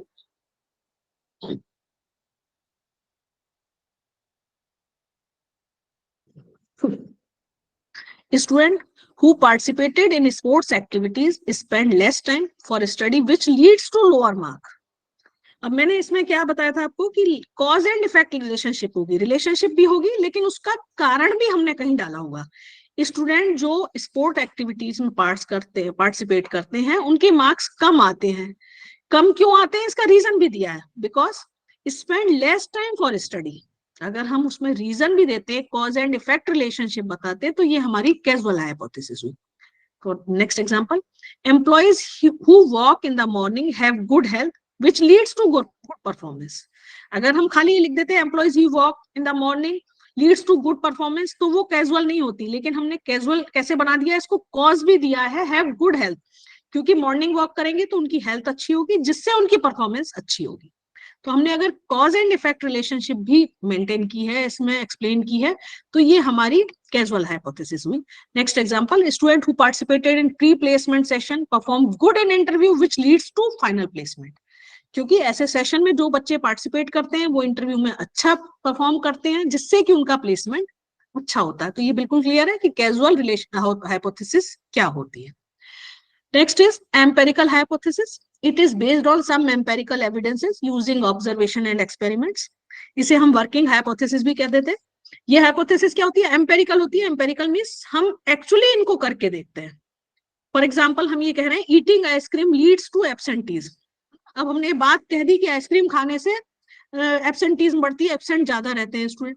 तो इसके लिए हम क्या करेंगे कि बस कहने वाली बात नहीं, हम एक्चुअली बच्चों को आइसक्रीम खिला के देखेंगे। पूरी पूरी क्लास के बच्चों को हमने 2 दिन 4 दिन आइसक्रीम खिलाएंगे, फिर हम देखेंगे कि हाँ इनका एब्सेंटीज बढ़ रही है क्योंकि बच्चे गला खराब हो गया, बच्चे बीमार हो गए। Eating fast food leads to weight gain. तो हम क्या करेंगे इसके लिए 15 दिन 20 दिन तक 2 ग्रुप बनाएंगे, कुछ ग्रुप के बच्चों को फास्ट फूड खिलाएंगे और कुछ को नहीं खिलाएंगे। तो ये हमारी जो हाइपोथेसिस कहलाती है, इनको हम वर्किंग हाइपोथेसिस या एम्पेरिकल हाइपोथेसिस कहते हैं। इस टाइप की हाइपोथेसिस जनरली सोशल साइंस में काफी होती है, सोशलॉजी, सोशल साइंस, जिसमें हम एक्चुअल वर्क ग्रुप जो होता है उसको क्रिएट करते हैं और वहां जाके उसके इम्पैक्ट को देखते हैं। हम देखते हैं ना ये वाला खाना खिलाया तो उसका असर क्या हुआ, तो वो एक्चुअली खिला के देखते हैं 10 दिन 15 दिन महीना, तो इसका असर क्या हुआ। तो ये इस टाइप की हाइपोथेसिस सोशल साइंसेस में काफी यूज होती है। Next is statistical hypothesis. It highlights the nature of the hypothesis. It is tested with statistical tools and techniques. जैसा नाम से ही लग रहा है, इसको हम इसके जो फिगर है या इस तरह से मेंटेन होती है और हम स्टैटिस्टिकल टूल टेक्निक से इसको क्लियर करते हैं। जैसे for example the average monthly income of the family in cities ₹30,000। The mean population 1 is equal to the mean population of 2। तो यहाँ हमने कुछ स्टैटिस्टिकल टर्म टेक्नोलॉजी यूज की है, तरह की टर्म्स यूज की हैं और फिर हम इनको एक टेस्ट से प्रूव करेंगे। तो इस तरह की हाइपोथेसिस कहलाएंगी स्टैटिस्टिकल हाइपोथेसिस। तो हमने अभी तक पूरा हाइपोथेसिस के बारे में समझा है कि हाइपोथेसिस क्या होती है, इसकी इंपॉर्टेंस क्या होती है, किस किस टाइप्स की होती है। मेरे हिसाब से आप लोगों को काफी कुछ क्लियर हुआ होगा। तो हमारे आज के लेक्चर का एक पार्ट था हाइपोथेसिस फॉर्मुलेशन। तो फॉर्मुलेशन भी मैंने डिफरेंट टाइप की हाइपोथेसिस बता के, डिफरेंट एग्जांपल बता के आपको क्लियर करने की कोशिश की है कि हाइपोथेसिस फॉर्मुलेट कैसे होती है। आज के लेक्चर का दूसरा पार्ट है हमारा टेस्टिंग ऑफ हाइपोथेसिस। तो हम नेक्स्ट पार्ट पे आ रहे हैं कि even we were not knowing, ma'am, that there are different types of hypothesis. We were known about 2 only, ma'am. Thank you, ma'am. Yes, I said this. Yes, ma'am. Generally हमारे यहाँ यही बताया जाता है, 2 ही टाइप की हाइपोथेसिस होती है। इसलिए मैंने आज बहुत सारी और बहुत छोटे छोटे एग्जांपल से क्लियर किए हैं। शायद सबको समझ में आया होगा कि ये इतने तरह की हाइपोथेसिस होती है। अब हम नेक्स्ट पार्ट पर चल रहे हैं हमारे आज के सेशन का, testing of hypothesis. Ma'am, one question. अपन ने इतने सारे टाइप्स हाइपोथेसिस के भी डिस्कस किए, तो हम सब्जेक्ट वाइज कैसे डिसाइड करेंगे कि कौन सी हाइपोथेसिस हमें तैयार करनी है? देखिए, आपका सबसे पहले ये देखिए कि आपका सब्जेक्ट क्या है, वो तो है ही है, आपका टॉपिक क्या है ना। अब टॉपिक के अकॉर्डिंग आप उसमें डिसाइड करिए कि आपकी प्रॉपर हाइपोथेसिस कौन सी फ्रेम हो रही है जिससे आप आंसर उसका बेटर निकाल पा रहे हैं। एक तो स्टैटिस्टिकल अगर आपको टेक्निक से यूज करनी है और उनकी टेस्टिंग करनी है तो नल और अल्टरनेट तो आपको बनानी ही बनानी पड़ेगी अगर टेस्टिंग करनी है ना। और कई सिचुएशन ऐसी आएगी, आप जब अपना रिसर्च पे ध्यान देंगे ना, आप टॉपिक के अकॉर्डिंग काम करेंगे तो आपको समझ में आएगा कई हाइपोथेसिस आपको डायरेक्शनल भी बनानी पड़ेंगी, नॉन डायरेक्शनल भी बनानी पड़ेंगी। ये आप अभी आगे बढ़ेंगे जब आएगा। बाकी मेरा नंबर ले लेना, फिर भी डाउट हो, वैसे आपको सुपरवाइजर मिलने वाले हैं, इन सब चीजों पे बिल्कुल गाइडेंस आपको अच्छी मिलेगी। फिर भी लेकिन कहीं कोई डाउट हो तो आप मेरे से कॉन्टेक्ट कर लेना है। अब हम नेक्स्ट स्टेप पे आ रहे हैं, टेस्टिंग ऑफ हाइपोथेसिस, कि हम अब टेस्टिंग करते हैं। तो टेस्ट का मतलब क्या है? टेस्ट का मतलब कोई एग्जाम होने वाला नहीं है। टेस्टिंग क्या होता है कि जो हमने एक वेबस्टर 1968 में हुए, काफी अच्छे रिसर्चर हुए वो, a tentative assumption made in order to draw out and test its logical or empirical consequences, इसको हम कहते हैं test. Test means either to prove it wrong और टू कंफर्म इट। टेस्ट का मतलब यहाँ ये होता है, टेस्ट का मतलब कोई एग्जाम लेना नहीं है। टेस्ट का मतलब जो हमने स्टेटमेंट स्टार्टिंग में बनाया है एज ए हाइपोथेसिस, जिसको हमने फ्रेम किया है, अब हमें उसको ये करना है कि either to prove it wrong और टू कंफर्म इट, या तो वो सही होगा या तो गलत होगा। अब गलत या सही हमारे हाथ में नहीं है कि हम चाहे तो इसको गलत कर दें चाहे तो सही कर दें। हमें उस हाइपोथेसिस से रिलेटेड जो हमने वेरिएबल डिसाइड किए हैं, वेरिएबल के अकॉर्डिंग हम डेटा कलेक्शन करेंगे, उनका टेबुलेशन करेंगे, उनका पूरी शीट बनाएंगे और फिर हम उन पे टेस्टिंग अप्लाई करेंगे ये आगे मैं बताऊंगी टेस्टिंग कैसे अप्लाई होती है। तो टेस्टिंग के थ्रू ये क्लियर होगा कि हमारी हाइपोथेसिस गलत हुई या सही हुई।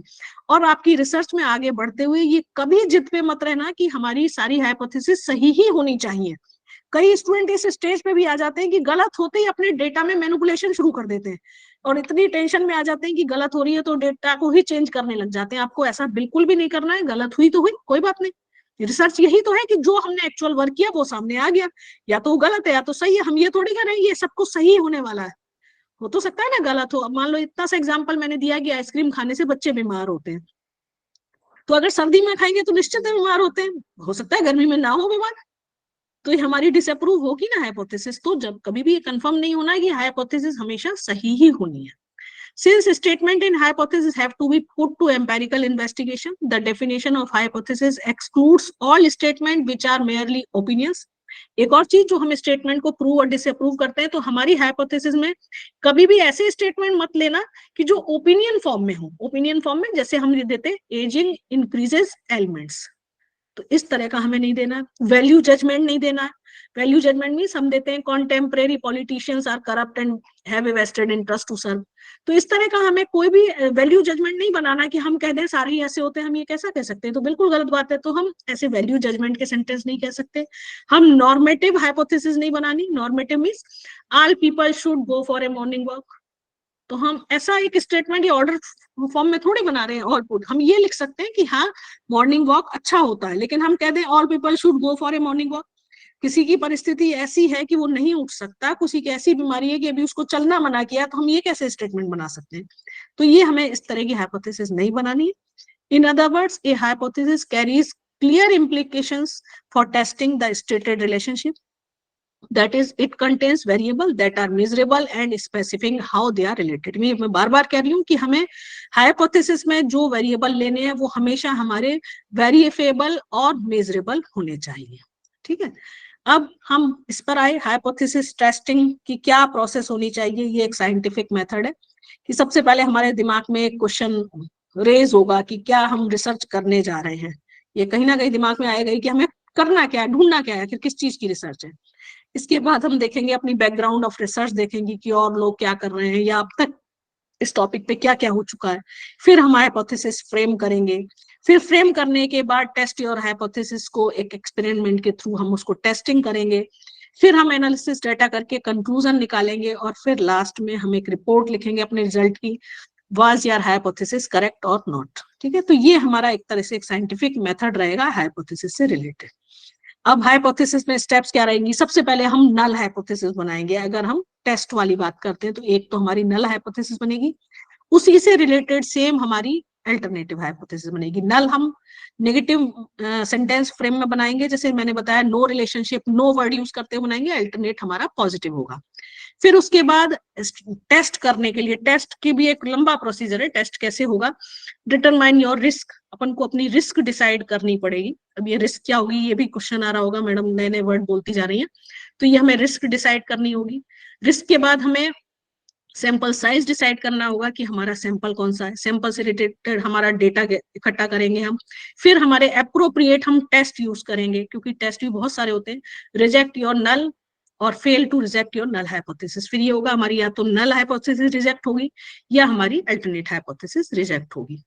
अब हम जब टेस्टिंग की बात पे आगे बढ़ते हैं तो टेस्ट को समझने से पहले टेस्टिंग क्या होता है, टेस्ट कौन से अप्लाई होने होते हैं, क्योंकि टेस्ट भी बहुत सारे होते हैं, बहुत सारी सिचुएशन के अलग अलग डेटा के लिए अलग अलग टेस्ट होते हैं। और स्टूडेंट क्या करता है आजकल, ये एक नया ट्रेंड चला हुआ है कि एनालिस्ट के पास जाओ और एनालिस्ट सारे टेस्ट वेस्ट करके दे देता है, और जब वो उसका वाइवा होता है, ये हम पर्सनल एक्सपीरियंस से मैं तो बता रही हूँ, स्टूडेंट से कुछ भी पूछने लग जाओ और उसका जवाब क्या होता है, ये तो मैडम एनालिस्ट ने किया है। अब पूरी थीसिस ही जब एनालिस्ट ने बना के दे दी तो पीएचडी की डिग्री भी एनालिस्ट को क्यों ना दे दी जाए। मेरा तो एक ये हंसी मजाक का बात होती है कि जब उसने ही कर दी तो कम से कम आप भले ही एनालिस्ट के पास जाते हैं, सपोज आपके पास एसपीएसएस की फैसिलिटी नहीं है, लेकिन आपको अपनी चीज तो पता होनी चाहिए ना कि हमारा डेटा कैसा है, हमारा टेस्ट कौन सा होना चाहिए, किस सिचुएशन में क्या टेस्ट होना चाहिए। ये जवाब तो मुझे एक पीएचडी स्कॉलर से सुनना बड़ा अजीब से लगता है कि हमें कुछ जानकारी नहीं है, ये तो हमारे एनालिस्ट ने कर दिया। तो इसीलिए मैं ये सारी बातें बता रही हूँ, जिससे आप अपनी पीएचडी जब करें या एनालिस्ट से करवाएं तो आपको सब चीजें पता होनी चाहिए। तो जब हम टेस्टिंग की बात पे आते हैं तो हमें पहले ये भी पता होना चाहिए, ये बेसिक चीजें हैं। हम टेस्टिंग की बात पे अगर आते हैं तो टेस्टिंग से पहले हमें ये सब कुछ पता होना चाहिए, जब भी हम टेस्टिंग पर प्रॉपर जा पाएंगे या हम प्रॉपर टेस्टिंग कर पाएंगे। कि स्टैटिस्टिक्स हमारी दो तरह की होती है, डेस्क्रिप्टिव और इन्फ्रेंशियल। ये चीज अभी अभी मैं क्लियर करने की कोशिश करूंगी। लेवल ऑफ मेजरमेंट 4 तरह के होते हैं, ये हमारे टेस्टिंग के हमारे पूरी स्टेप्स हैं। फिर उसके बाद 2 टेल 1 टेल टेस्ट होता है, पैरामेट्रिक नॉन पैरामेट्रिक टेस्ट होता है। तो मैं थोड़ी सी बेसिक्स बताने की कोशिश करूंगी, हालांकि बहुत ज्यादा टाइम लिए इन सब चीजों के लिए। तो जैसे मैंने कहा, स्टैटिस्टिक्स दो तरह की होती है, डेस्क्रिप्टिव स्टैटिस्टिक्स और इन्फ्रेंशियल स्टैटिस्टिक्स। डेस्क्रिप्टिव स्टैटिस्टिक्स किसे कहते हैं? टेबल्स, नंबर्स, ग्राफ्स को कहते हैं। इन्फ्रेंशियल एस्टिमेट एंड टेस्ट को कहते हैं। अभी समझ में नहीं आया होगा, मैडम ने इतनी जल्दी से बोल दिया। अब डेस्क्रिप्टिव स्टैटिस्टिक्स क्या होती है? डेस्क्रिप्टिव स्टैटिस्टिक्स क्या होती है? जो एक तरह से हमारे जो हम सब्जेक्ट या टॉपिक की बात कर रहे हैं उसको डिस्क्राइब करती है ना। डिस्क्राइब मतलब एक तरह से उसको क्या कहते हैं, वर्णन करती है, उसको समझाती है, बताती है ना। जो हमारे डेटा है उसकी विशेषताओं को बताती है, डिस्क्राइब करती है। तो इसको हम कह सकते हैं descriptive statistics. For the purpose of describing properties, हम डिस्क्राइब करने के लिए हम क्या यूज करते हैं? जनरली सेंट्रल टेंडेंसी यूज करते हैं। अब बहुत सारे स्टूडेंट होंगे जिनको सेंट्रल टेंडेंसी नहीं क्लियर हुआ होगा, उनको लग रहा होगा ये क्या वर्ड बोला है। तो ये स्टैटिस्टिक्स के वर्ड हैं, जो हम पीएचडी करेंगे तो ये वर्ड हमारे सामने आएंगे। तो हम डिस्क्राइब कैसे करते हैं कि हमारे डेटा की हम सेंट्रल टेंडेंसी निकालते हैं या हम डिस्पर्शन निकालते हैं। तो सेंट्रल टेंडेंसी निकालने के डिफरेंट मेथड्स होते हैं, डिस्पर्शन के डिफरेंट मेथड्स होते हैं, या हम उनको डायग्रामेटिक या ग्राफिकल प्रेजेंट करते हैं, है ना। अब एक डाटा को हम, अपना सपोज डाटा है, उसके हम 10, 20, 50 पेजेस भर देते हैं। तो हम पेज भरते हैं तो एकदम से समझ में थोड़ी आता है डेटा क्या कहना चाह रहा है। अगर हम उसी डेटा को डायग्राम से प्रेजेंट कर दें या ग्राफ से प्रेजेंट कर दें, सपोज हमने एक पाई डायग्राम बना दिया या बार डायग्राम बना दिया, ये सब तो आपने हमेशा देखा ही होगा ना, न्यूज़पेपर या सब में किसी भी चीज का एनालिसिस होता है तो बार से प्रेजेंट कर देते हैं, पाई डायग्राम से कर देते हैं। तो एक कम पढ़े लिखे इंसान को बहुत तेजी से समझ में आ जाता है कि हाँ कौन सी चीज ज्यादा है, कौन सी चीज कम है। तो ये क्या करते हैं, एक तरह से मैंने क्या लिखा, डेस्क्रिप्टिव स्टैटिस्टिक्स। तो हमारे डेटा को डिस्क्राइब करने का काम हम कैसे करते हैं? Through diagrammatic graphical presentation. तो ये सारी चीजें भी हमारी रिसर्च में यूज होने वाली है कि हम अपनी रिसर्च के डेटा को डिस्क्राइब करेंगे। दूसरा होता है इन्फरेंशियल स्टैटिस्टिक्स। इन्फरेंशियल स्टैटिस्टिक्स का क्या मतलब होता है? It is all about generalising sample to the population. क्योंकि ये आप लोगों को भी पता है कि जब हम पीएचडी करने जा रहे हैं तो हम पीएचडी पॉपुलेशन की नहीं करते, सैंपल की करते हैं। अब आप लोगों की फिर क्वेरी आई होगी, पॉपुलेशन क्या होता है? पॉपुलेशन का मतलब यहाँ जनसंख्या से नहीं है, यहाँ ये आप जिस टॉपिक पे पीएचडी करना चाह रहे हैं, सपोज उसमें कोई चीज बहुत सारा पॉपुलेशन मीन्स टोटल है, तो आप हर एक का तो सैंपल नहीं ले सकते ना, आप हर एक के बारे में तो जानकारी नहीं इकट्ठी कर सकते। सपोज अपन ये कहते हैं कि कोटा यूनिवर्सिटी के बच्चों को कौन सा मोबाइल फोन पसंद है, यही हमारी एक तो रिसर्च है। तो पॉपुलेशन क्या हो गया? कोटा यूनिवर्सिटी में जितने बच्चे पढ़ते हैं, सपोज 2000 बच्चे ही हैं, या हम कहते हैं कॉलेज भी हम इसमें इंक्लूड कर रहे हैं, तो कॉलेज इंक्लूड करते हैं तो हमारे पास 2-3 लाख स्टूडेंट हो जाते हैं। तो क्या हम एक एक बच्चे से पूछेंगे? तो क्योंकि हमारी रिसर्च एक लिमिटेड टाइम के लिए होती है, तो हम क्या करेंगे, उसमें से एक छोटा सा सैंपल लेंगे और हम कुछ लोगों से पूछेंगे और उसके आधार पे हम एक वो जनरलाइज करेंगे कि कोटा यूनिवर्सिटी के स्टूडेंट तो इस मोबाइल फोन को पसंद करते हैं। ये चीज तो पॉपुलेशन और सैंपल तो हम घर में भी यूज करते हैं। सपोज हम घर में, बहुत सिंपल सा उदाहरण है, घर में अगर चावल बन रहे हैं तो हम ये देख रहे हैं चावल पके या ना पके, तो हम क्या, एक एक चावल को देखते हैं निकाल के, हम क्या करते हैं उसमें से 1 या 2 या 4 दाने निकाल के देखे चावल बन गए। तो यही पूरे चावल क्या हुए? पॉपुलेशन। और जो उसमें से हमने 2 या 4 चावल लिए वो हमारे हुए सैंपल। तो हमारी रिसर्च में भी हम क्या करते हैं, कभी भी हम पॉपुलेशन की रिसर्च तो रेयर केस में ही करते हैं, जब हमारा सैंपल मतलब एक तरह से पॉपुलेशन बहुत छोटा टाइप होता है तो हम करते हैं, वरना हम क्या करते हैं, पूरी पॉपुलेशन में से एक प्रॉपर साइज का एक सैंपल लेते हैं। सैंपल का अर्थ ये भी नहीं होता कि हम बहुत छोटा ले लें, बहुत छोटा लेंगे तो हमारे रिजल्ट बहुत गलत आएंगे। कि सपोज हम बात ये कर रहे हैं कि कोटा यूनिवर्सिटी के बच्चे बहुत अच्छा गेम्स में परफॉर्म कर रहे हैं और हम केवल एक बच्चे से पूछें, इट मीन्स ये बहुत छोटा सैंपल हो गया, तो ये रिजल्ट प्रॉपर नहीं दे पाएगा। तो हमारा सैंपल का साइज भी एक प्रॉपर होना चाहिए। और कई बातें ऐसी होती है कि हम पॉपुलेशन की स्टडी कर भी नहीं सकते, इसलिए हमारे लिए सैंपलिंग इंपॉर्टेंट होती है। तो हालांकि ये सैंपलिंग का टॉपिक है, मैंने लेकिन बताने की कोशिश की। सपोज हम ये कह रहे हैं कि कोई माचिस नई कंपनी ने बनाई है, तो माचिस अच्छी है या नहीं है? तो अच्छी नहीं हमें कैसे पता लगेगी? हम उसको जला के देखें। तो अब हम पॉपुलेशन क्या हुआ, सारी माचिस, या तो हम सारी को जला के देखें तो खत्म ही हो गई। तो हम क्या करेंगे, उसमें से कुछ बॉक्सेस निकालेंगे, उसमें से कुछ को जला के देखेंगे और उसके बेस पर हम रिजल्ट देंगे, नहीं ये मैच बॉक्स अच्छे हैं। तो कई बार सिचुएशन ऐसी होती है कि हम पूरे पॉपुलेशन की स्टडी कर भी नहीं सकते, तो इन्फरेंशियल स्टैटिस्टिक्स क्या होगी कि सैंपल के बेस पर पॉपुलेशन के बारे में जनरलाइज करना, कि सैंपल की स्टडी को ही हम ये कहना कि हाँ सबके बारे में ये रिजल्ट आया है। It is a convenient way to draw conclusion about the population when it is not possible to query each member of the universe। यही मैंने कहा कि जब पॉसिबल नहीं है कि हम हर यूनिट से उसके बारे में पता कर सके, तो हम पॉपुलेशन से पता लगाते हैं। The sample chosen is a representative of the entire population, लेकिन सैंपल ऐसा होना चाहिए जो आपकी पॉपुलेशन को रिप्रेजेंट करे। तो जब हम पॉपुलेशन के थ्रू इन्फ्रेंस ड्रॉ करते हैं तो उसको हम इन्फरेंशियल स्टैटिस्टिक्स कहते हैं। इन्फरेंशियल के दो मेथड होते हैं, specially estimation of parameters and testing of hypothesis. ठीक है, तो ये जो दो चीज हुई। इसके बाद टेस्टिंग से पहले हमें ये भी पढ़ना चाहिए कि लेवल ऑफ मेजरमेंट क्या होते हैं, क्योंकि लेवल ऑफ मेजरमेंट अगर हमें पता होंगे तभी हम ये डिसाइड पता कर पाएंगे कि हमारे डेटा पर कौन सा टेस्ट यूज होना चाहिए। The level of measurement of a variable decides the statistical test type to be used। उसके अकॉर्डिंग ही हम, इसीलिए मैं ये टॉपिक बीच में ले रही हूँ, क्योंकि टेस्टिंग डिसाइड करने से पहले कौन सा टेस्ट यूज हो, हमें पहले ये पता होना चाहिए कि हमारा डेटा का वेरिएबल का लेवल ऑफ मेजरमेंट क्या है। The mathematical nature of a variable, or in other words, how a variable is measured, is considered as the level of measurement।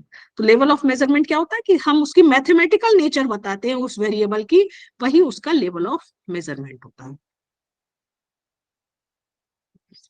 ना। अब हम बात करें कि मैंने मेजरमेंट की बात की, तो हमारे स्केल्स ऑफ मेजरमेंट 4 तरह के होते हैं। डेटा को ही देखना होगा कि हमारा डेटा इन 4 में से कौन सा होता है, nominal scale, ordinal scale, interval scale and ratio scale. तो हमें ये चारों स्केल देखने होंगे कि हमारा डेटा कौन सा है। नॉमिनल स्केल कौन सा होता है, that scale only categorises the item, है ना। ये सारे टर्म्स शायद आप लोगों के लिए नए हो रहे होंगे, हो सकता है किसी लेक्चर में सुन लिए हो, और मैं बहुत सिंपल बता रही हूँ कि जब हमारा डेटा ऐसा है कि जो केवल कैटेगराइज करता है आइटम्स को या हमारे वेरिएबल को, तो हम उसको कहते हैं नॉमिनल स्केल। सेकेंड होता है ordinal scale, a scale that categorizes and rank orders items। जब हमारा डेटा इस तरह का है तो हम उसको ऑर्डिनल डेटा कहते हैं। A scale that categorizes and rank order items and has equal intervals, that is called interval scale। Ratio scale, scale that categorizes and rank order items has equal intervals and zero, that means the absence or none of the thing being measured। तो ये हमारा हुआ ratio scale. पर अभी मुझे लग नहीं रहा आप लोगों को समझ में आया होगा कि क्या बोला मैडम ने। अब मैं और एक्सप्लेन करती हूँ। मैडम हिंदी में बोलो ना प्लीज मैडम, अंग्रेजी समझ में नहीं आती मैं। तो अरे कितनी तो हिंदी ही बोल रही हूँ। अभी जो और बोला ये ना आपने वो कुछ पूरा समझ में नहीं आया मैडम। देखो अब और समझाती हूँ, देखो अब समझ में आएगा, बिल्कुल हिंदी में बोल रही हूँ। हाँ मैडम। देखो सबसे पहला मैंने बताया नॉमिनल डेटा। नॉमिनल डेटा जिसमें हम डेटा को कैटेगरी में बांटते हैं, और हिंदी में बोल रही हूँ, कैटेगरी में बांटते हैं मींस उसको हम कोई ऑर्डर प्रोवाइड नहीं करते हैं। ऑर्डर मतलब कोई रैंक नहीं देते हम इसको। जबकि ऑर्डिनल डाटा क्या होता है कि हम इसमें रैंक भी देते हैं, केवल नाम ही नहीं देते, रैंक देते हैं। अभी और एग्जांपल से समझाऊंगी, बिल्कुल आ जाएगा। तीसरा होगा interval data. Interval data means इसको हम मेजर तो करते हैं लेकिन वास्तविक जीरो इसमें नहीं होता। अभी और बताऊंगी वास्तविक जीरो क्या होता है। रेशियो डेटा क्या होता है, जिसमें वास्तविक जीरो होता है। मैं और एग्जाम्पल पे आती हूँ। अब देखो यही चारों चीज मैंने बताई, इस टेबल को बाद में समझाऊंगी। फॉर एग्जाम्पल हमारा नॉमिनल डेटा है। नॉमिनल डेटा इतना सैंपल होता है कि जिसमें हम केवल कैटेगरी देते हैं। कैटेगरी मींस कि हमने किसी से हमने रिसर्च में पूछा आप कहाँ रहते हैं, अब उसने कहा या तो कोटा या जयपुर या लखनऊ, कोई भी ऑप्शन हो सकता है, केवल वो नाम बता रहा है। इसमें कोई ऑर्डर नहीं है, कोई रैंक नहीं है। हम ये थोड़ी कह रहे हैं कि कोटा 1 है या जयपुर 1 है या लखनऊ 1 है, हम केवल उससे नाम पूछ रहे हैं। हम आपसे पूछ रहे हैं आपने कौन सा स्मार्टफोन यूज करते हो, उसने नाम बता दिया। आपसे ये पूछा प्रश्न आप मेल है या फीमेल है, आप पॉलिटिकल प्रेफरेंस क्या रखते हैं, इंडिपेंडेंट रखते हैं, डेमोक्रेटिक रखते हैं। सिर्फ एक आंसर आपसे पूछ रहे हैं जहां हम आपको किसी तरह की कोई रैंक नहीं दे रहे हैं हमारे डेटा में, केवल नाम पूछा जा रहा है। उस डेटा को हम कहते हैं नॉमिनल डेटा। अब तो शायद क्लियर होगा नॉमिनल डेटा क्या होता है। बिल्कुल सिंपल, हम पूछते हैं कि इसका नाम बताएं आप, कि आप कौन सा फोन यूज करते हैं, आप कौन से शहर में रहते हैं, आप कौन सी कॉलोनी में रहते हैं, जब इतना सिंपल पूछा जाता है कि जिसमें कोई भी चीज को रैंक नहीं दी जाती है, कैटेगरी केवल ये पूछी जाती है, नाम ही पूछा जाता है, नॉमिनल मीन्स नाम, जब ये पूछा जाता है तो हम उसको नॉमिनल डेटा कहते हैं। नॉमिनल का मतलब होता है डेटा को हम एक तरह से लेबल प्रोवाइड कर रहे हैं। अब हम ये कहें क्लास में हमारे 50 बच्चे हैं, उसमें से हम ये देख रहे हैं इतने लड़के इतने लड़कियां हैं, तो सारे स्टूडेंट, लेकिन हमने 2 कैटेगरी बांट दी, केवल लड़के या लड़कियां, तो हम ऐसे डेटा को कहेंगे नॉमिनल डेटा। इसमें ऑर्डिनल डेटा के अकॉर्डिंग किसी तरह का ऑर्डर नहीं होता है। ऑर्डर मींस रैंक नहीं दी होती कि लड़का बेटर है कि लड़की बेटर है, ये फोन बेटर है कि ये फोन बेटर है। अगर हम बेटर करने लग जाएंगे तो हम उसको कहेंगे ऑर्डिनल डेटा। और इस तरह के डेटा में हम सेंट्रल टेंडेंसी यूज करने के लिए कि हम इसकी वो कैसे निकालें, सेंट्रल टेंडेंसी कैसे निकालें, सेंट्रल टेंडेंसी एक तरह से औसत, वो हम कैसे निकालें, तो उसके लिए हम मोड यूज करते हैं। सेंट्रल टेंडेंसी निकालने के बहुत सारे मेथड होते हैं, जैसे मीन होता है, मीडियन होता है, मोड होता है, बहुत सारे मेथड होते हैं। तो इस तरह के डेटा का सेंट्रल टेंडेंसी निकालने के लिए मोड यूज किया जाता है। और नॉमिनल डेटा क्वालिटेटिव भी हो सकता है, क्वांटिटेटिव भी हो सकता है। इसको हम वर्ड में, लेटर में, सिंबल में, नेम ऑफ द पीपल, या हम व्यक्तियों से नाम ही पूछते हैं, आपका क्या नाम है, आपका क्या नाम है, आपका नाम क्या नाम है, तो ये सब नॉमिनल डेटा हुए। तो नॉमिनल डेटा का आगे एनालिसिस करने के लिए क्या किया जाता है, उसको ग्रुपिंग किया जाता है। सपोज मैंने 50 बच्चों से पूछा आपका क्या नाम है, आपका क्या नाम है, आप लड़का लड़की, हमने पूछ लिया। अब लेकिन हम ये कैसे निकालेंगे कि इसमें 50 में से 20 लड़के हैं या 25 लड़कियां हैं, फिर हम क्या करेंगे, उनकी ग्रुपिंग करेंगे, क्लब कर देंगे कि इतने लोगों ने तो लड़का कहा, इतने लोगों ने लड़कियां कहा। या हमने सारी क्लास के बच्चों से पूछा आप कौन सी कॉलोनी में रहते हो, सबने अपनी अपनी कॉलोनी बता दी। अब हम एक पर्टिकुलर कॉलोनी में कौन रहता है, आरकेपुरम में कौन रहता है, स्टेशन वाली कॉलोनी में कौन रहता है, हमने क्या किया, उनको ग्रुपिंग किया। तो यहाँ रहने वालों ने 4 ने कहा, यहाँ वालों ने 5 ने कहा। या सपोज हमने क्वेश्चन पूछा आपका ब्लड ग्रुप कौन सा है, सबने अपना अपना ब्लड ग्रुप बताया, ठीक है, तो हर ब्लड ग्रुप का एक नाम हो गया। कोई ब्लड ग्रुप ये नहीं है कि इसको हमने रैंक 1 दी या इसको रैंक 2 दी, इसको रैंक 3, हमने केवल पूछा है आपका ब्लड ग्रुप कौन सा है। अब हम फाइनल रिजल्ट कैसे निकालेंगे कि ए ब्लड ग्रुप के तो इतने लोग हैं, बी के, तो हमने क्या किया, उसके लिए ग्रुपिंग की कि ए बताने वाले ए ब्लड ग्रुप के तो 5 लोग हैं, दूसरा ग्रुप बताने वाले तो 3 लोग हैं, तीसरा 4 है। तो हमने कैसे निकाला इसको, थ्रू ग्रुपिंग। तो हम इसका सेंट्रल टेंडेंसी हमने कैसे निकाला कि एवरेज कौन सा होगा, हमने मोड के थ्रू निकाला। अब मोड क्या होता है, ये तो फिर बहुत डेप्थ की चीज हो जाए, ये तो मेरा और लेक्चर हो तब चीजें क्लियर होंगी। तो ये नॉमिनल डेटा होता है, और नॉमिनल डेटा को हम क्या कर सकते हैं, पाई चार्ट के थ्रू इजीली प्रेजेंट कर सकते हैं। और ऐसे डेटा में हाइपोथेसिस टेस्टिंग जो होती है वो नॉन पैरामेट्रिक टेस्ट के थ्रू यूज होती है। नॉन पैरामेट्रिक क्या होते हैं, ये स्टैटिस्टिकल टर्म्स इतनी सारी हैं कि या तो और लेक्चर हो या शायद और लेक्चर में लोग बोलेंगे तो आप लोगों को क्लियर होगा, है ना। तो नॉमिनल डेटा इस तरह का हुआ।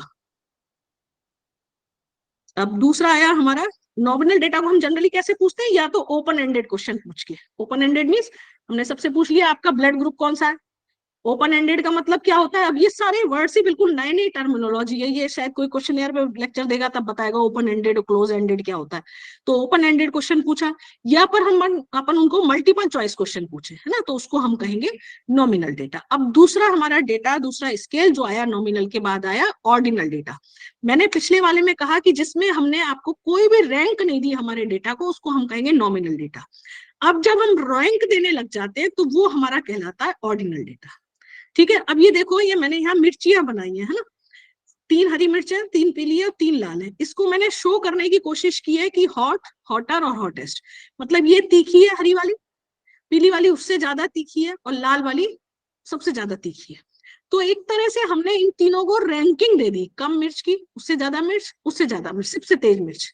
तो ये हमने जब रैंक दे दी किसी चीज को, जब हम रैंक दे देते हैं तो हम उसको कहते हैं ऑर्डिनल डेटा। ऑर्डिनल डेटा क्या होता है, कैटेगोरिकल डाटा होता है, इसको हम कैटेगोरिकल डेटा कहते हैं। और ये जो एक तरह से इनको नेचुरली ऑर्डर प्रोवाइड किया गया है, इनको कैटेगरी प्रोवाइड की गई है, और लेकिन इनके बीच में जो डिस्टेंस है वो नहीं हम दे सकते। डिस्टेंस का क्या मतलब हुआ कि हरी मिर्च और पीली मिर्च, मैंने एक चित्र से तो तुम्हें बताने की कोशिश की है कि ये बढ़ती जा रही है इनमें तीखापन, पर हम ये नहीं कह सकते कि हरी मिर्च से पीली मिर्च दुगनी तीखी है या पीली से जो लाल मिर्च है वो तिगुनी तीखी है। ये तो हमें पता है तीखी है, लेकिन हम इनके बीच का अंतर नहीं बता सकते कि कितने गुना, है ना, तो हम उसको कहेंगे ऑर्डिनल डेटा। तो जनरली हम अपना सर्वे करते हैं तो इससे ऑर्डर भी प्रोवाइड करते हैं। और कोई एक सूचना हम ऑर्डिनल डेटा में भी ले सकते हैं और उसी को हम नॉमिनल में ले सकते हैं। जैसे फॉर एग्जांपल अगर हम प्रश्न ये पूछ रहे हैं किसी से हाउ ओल्ड आर यू, कि आपकी उम्र कितनी है, केवल अपन ने ये प्रश्न किया आपकी उम्र कितनी है ना, या उसको मल्टी चॉइस में दे दिया आपकी उम्र 50 है, 25 है, 30 है, 40 है, या उससे पूछ लिया कितनी उम्र है, अपन एक सर्वे में पूछा है, तो इसको क्या कहेंगे, कोई कहेगा मेरी 25 साल है, कोई 28 है, कोई 29 है, कोई 30 है, कोई 40 है, तो हम इस डेटा को क्या कहेंगे, नॉमिनल डेटा। सबने अपनी अपनी अलग उम्र बता दी। लेकिन अगर इसी प्रश्न को हमने ऐसे पूछा, are you the first born, है ना, कि आप अपने घर में अपने परिवार में क्या पहले बच्चे हैं, और या फिर हमने क्वेश्चन पूछा what position are you in your family, आपके अपने घर में कौन से नंबर के बच्चे हो आप, पहले हो, दूसरे हो, तीसरे हो। अब आपने अपन ने क्या किया, नंबर वाली बात कर दी, ऑर्डर की कर दी, तो यही डेटा हमारा हो गया ऑर्डिनल डेटा।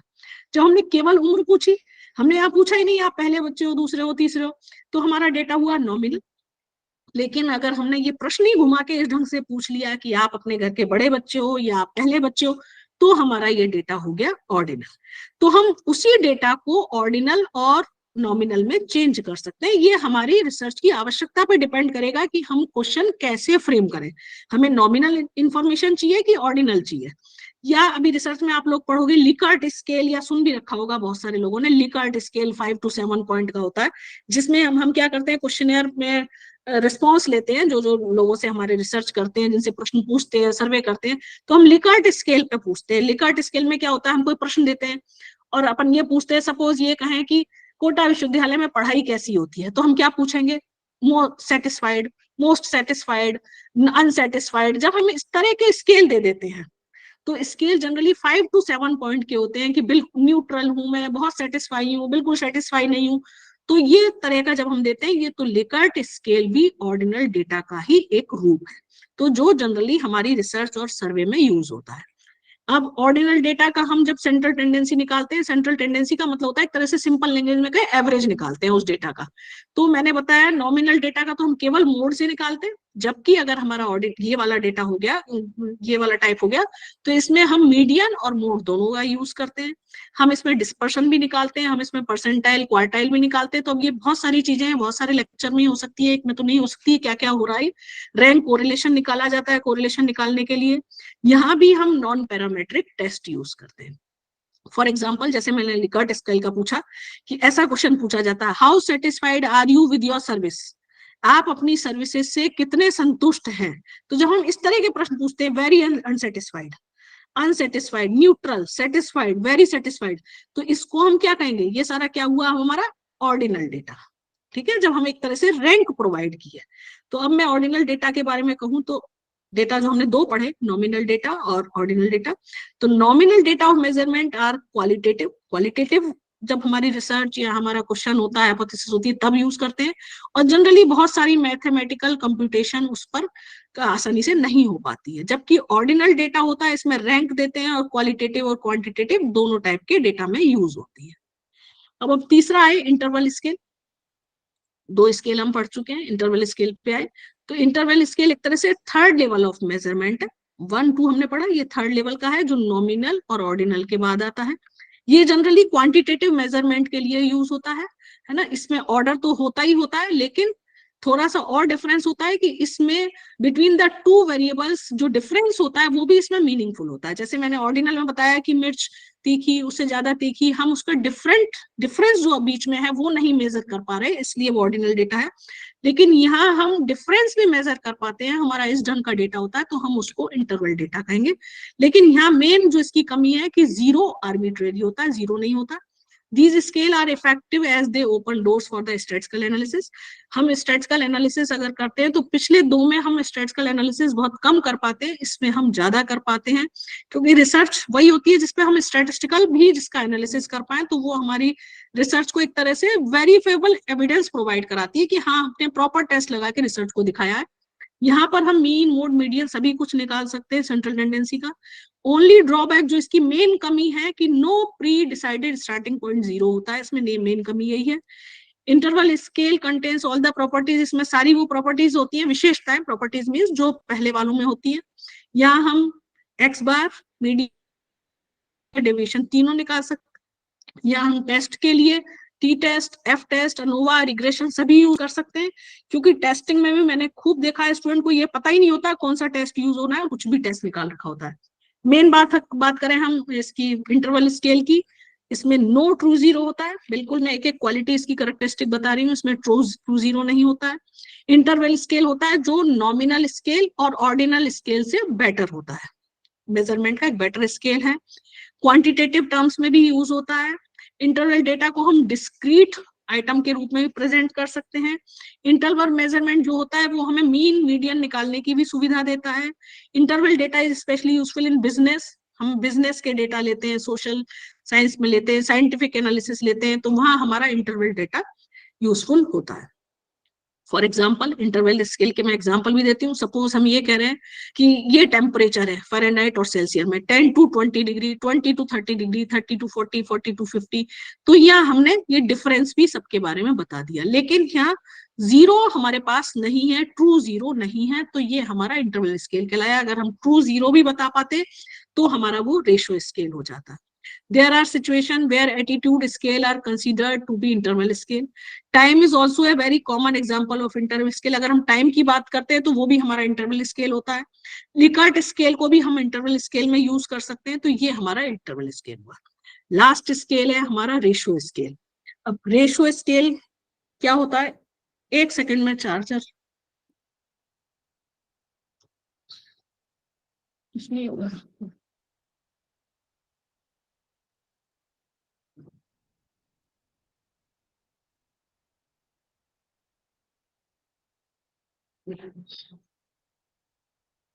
मतलब आएगा चार्जर।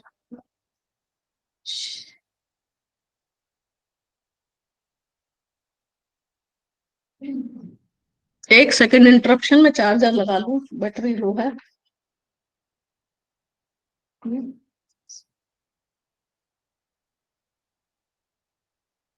कहाँ एक्सटेंशन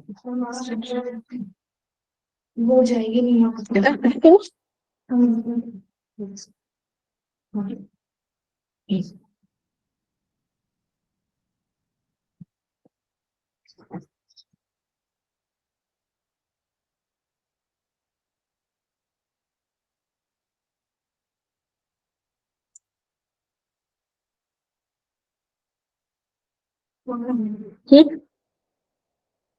ना? हाँ जी, हाँ ठीक है। रेशियो स्केल सबसे बेस्ट स्केल हम कह सकते हैं रेशियो स्केल होता है। तो रेशियो स्केल में जो पुराने तीनों अपन ने पढ़े हैं वो तीनों की तो क्वालिटीज होती हैं। इसमें मेन है कि इसमें 0 पॉइंट या करेक्टर ऑफ ओरिजिन भी होता है। रेशियो स्केल इसको हम कहेंगे, इसमें मेन जो क्वालिटी है वो यही है।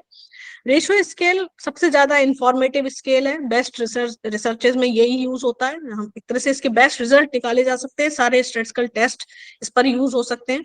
फॉर एग्जांपल अगर हमारे पास इस तरह के डेटा है कि हम हाइट की बात कर रहे हैं, हम पैसे की बात कर रहे हैं, एज की बात करें, वेट की बात करें, मार्केट रिसर्च की बात करें, या price, sales, number of customer, market share, इस तरह का हमारा अगर डेटा है तो हम उसको कहेंगे रेशियो स्केल।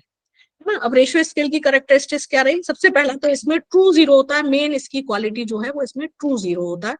अगर हम किसी चीज को ये कह रहे हैं कि ये 10 से 20 है, ये 20 से 30 है, हम ये कह रहे हैं कि किसी की इनकम 1000 रुपए है, हम कहते हैं दूसरे की 2000 रुपए, तो हम बिल्कुल कह सकते हैं ये ट्वाइस है, उसकी डबल है ना। लेकिन मैंने जैसे मिर्ची वाला एग्जाम्पल दिया, हम ये नहीं कह सकते कि ये वाली मिर्ची इससे डबल तीखी है ना। उसको हम मेजर थोड़ी कर सकते हैं तीखेपन को, तो हमारा डेटा ऑर्डिनल डेटा रहा। लेकिन जीरो में ये होता है कि अगर हम अमाउंट में लिख रहे हैं, हम हाइट में लिख रहे हैं, हम ये कह रहे हैं इसकी हाइट 5 फीट है, उसकी हाइट 10 फीट है, तो बिल्कुल एग्जैक्टली कह सकते हैं हम कि ये चीज डबल है।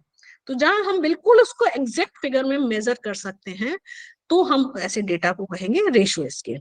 रेशियो स्केल में हम एक्स बार, मीन, मोड, मीडियन तीनों चीज निकाल सकते हैं।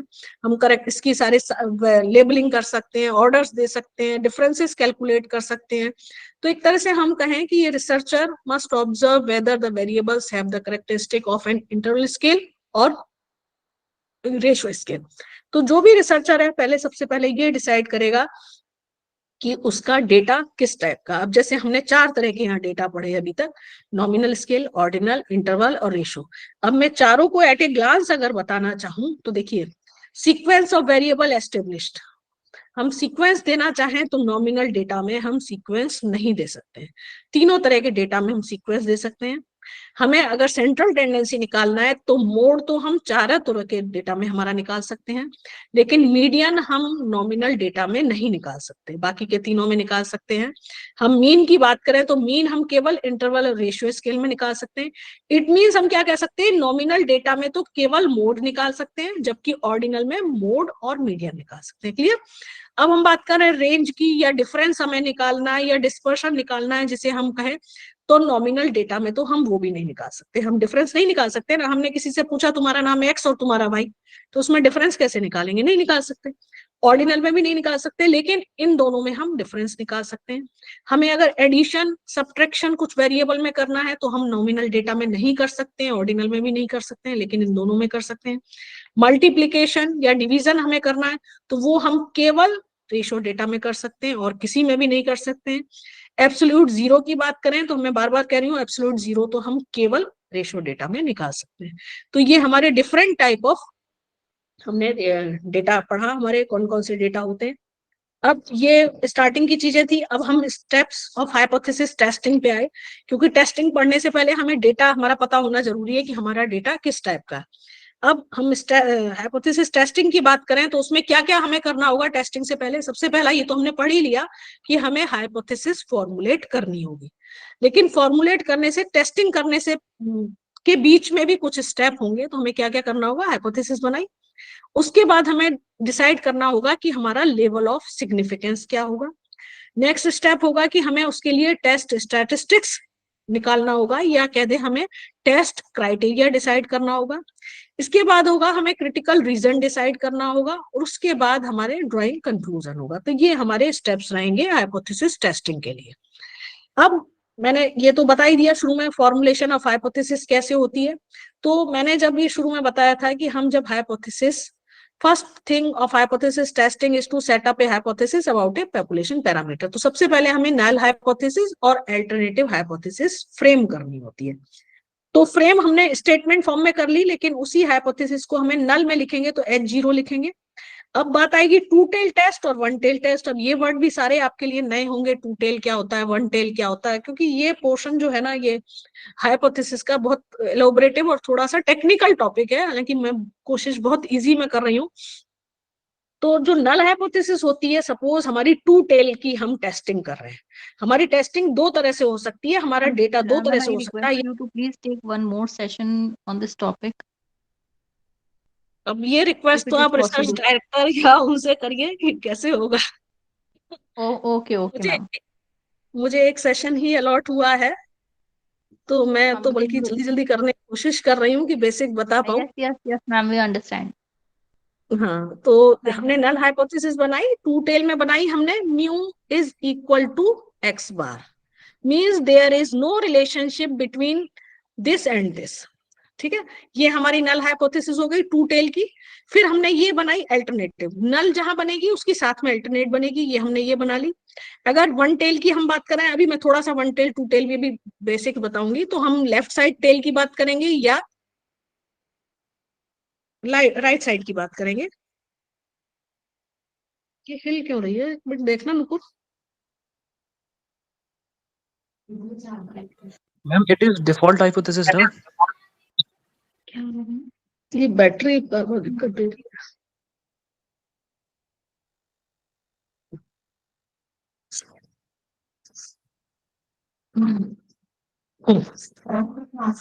ठीक है, चार्जिंग है ना? Madam, yes, good afternoon madam. Good madam, afternoon. Hypothesis कैसे बनाते हैं? हाइपोथेसिस कैसे बनाते हैं? कौन बोल रहे हैं? हेलो मैडम, हाँ। मैं आपका स्टूडेंट, आपका प्रिय ओम गुंजल। बहुत बढ़िया, तुम डिपार्टमेंट में स्टूडेंट हो, वहां भी आके पूछ सकते हो। हाइपोथेसिस कैसे बनाते हैं ma'am madam? Is it a default hypothesis? एक बार मैं इसको कंप्लीट कर दूं, फिर हम क्वेश्चन सेशन पे आ जाएंगे। ठीक है, तो ठीक है हमने मैडम, ठीक है। ये सबसे पहले हाइपोथेसिस फ्रेम की, मैंने दूसरा स्टेप बताया, determination of level of significance. अब हमें लेवल ऑफ सिग्निफिकेंस बनाना है। लेवल ऑफ सिग्निफिकेंस कहीं रिसर्च में पढ़ोगे या सुनोगे, हमने 5% पे काम किया है, हमने 1% पे किया है, हमने 10% पे किया है, ये बात जो पीएचडी कर चुके हो ना, जब जरा उनसे पूछना कि आपने अपनी पीएचडी में कितना % लेवल किया, करे हुए से पूछना, मैं तो आज ये कह रही हूँ, तो वो ये तो कह देंगे हमने 1% पे किया, 5 पे किया, 10 पे किया, लेकिन फिर अगला प्रश्न उनसे ये करना कि आपने 5 ही क्यों लिया, 1 ही क्यों लिया, या 10 ही क्यों लिया। ठीक है, तो हमें अपनी जब टेस्टिंग करते हैं तो पहले ये लेवल ऑफ सिग्निफिकेंस भी डिसाइड करना होता है कि हमारा लेवल ऑफ सिग्निफिकेंस क्या होगा। जनरली हम लोग 5% लेवल पे काम करते हैं, हो 1 भी सकता है, 2 भी सकता है, 3 भी सकता है, 10 भी कर सकता है, पॉपुलर यही है 1, 5, 10, इसलिए मैंने 3 एग्जाम्पल में लिखे हैं। और उसमें से भी हमारी रिसर्च जो होती है जनरली 5% पे होती है, पर जरा जो पीएचडी कर चुके हैं उनसे भी आप लोग पूछना क्या आंसर मिलता है। तो जब हम ये 5% और 10% या 1% लेते हैं तो इसका भी कुछ रीजन होता है, ये क्वेश्चन करना, वो इसकी वजह से होता है कि हमारी टाइप्स ऑफ एरर होती हैं रिसर्च में, ये सैम्पलिंग प्रोसेस और टेस्टिंग के बीच में आती है। तो इसमें 2 टाइप एरर होती हैं, टाइप 1 एरर और टाइप 2 एरर।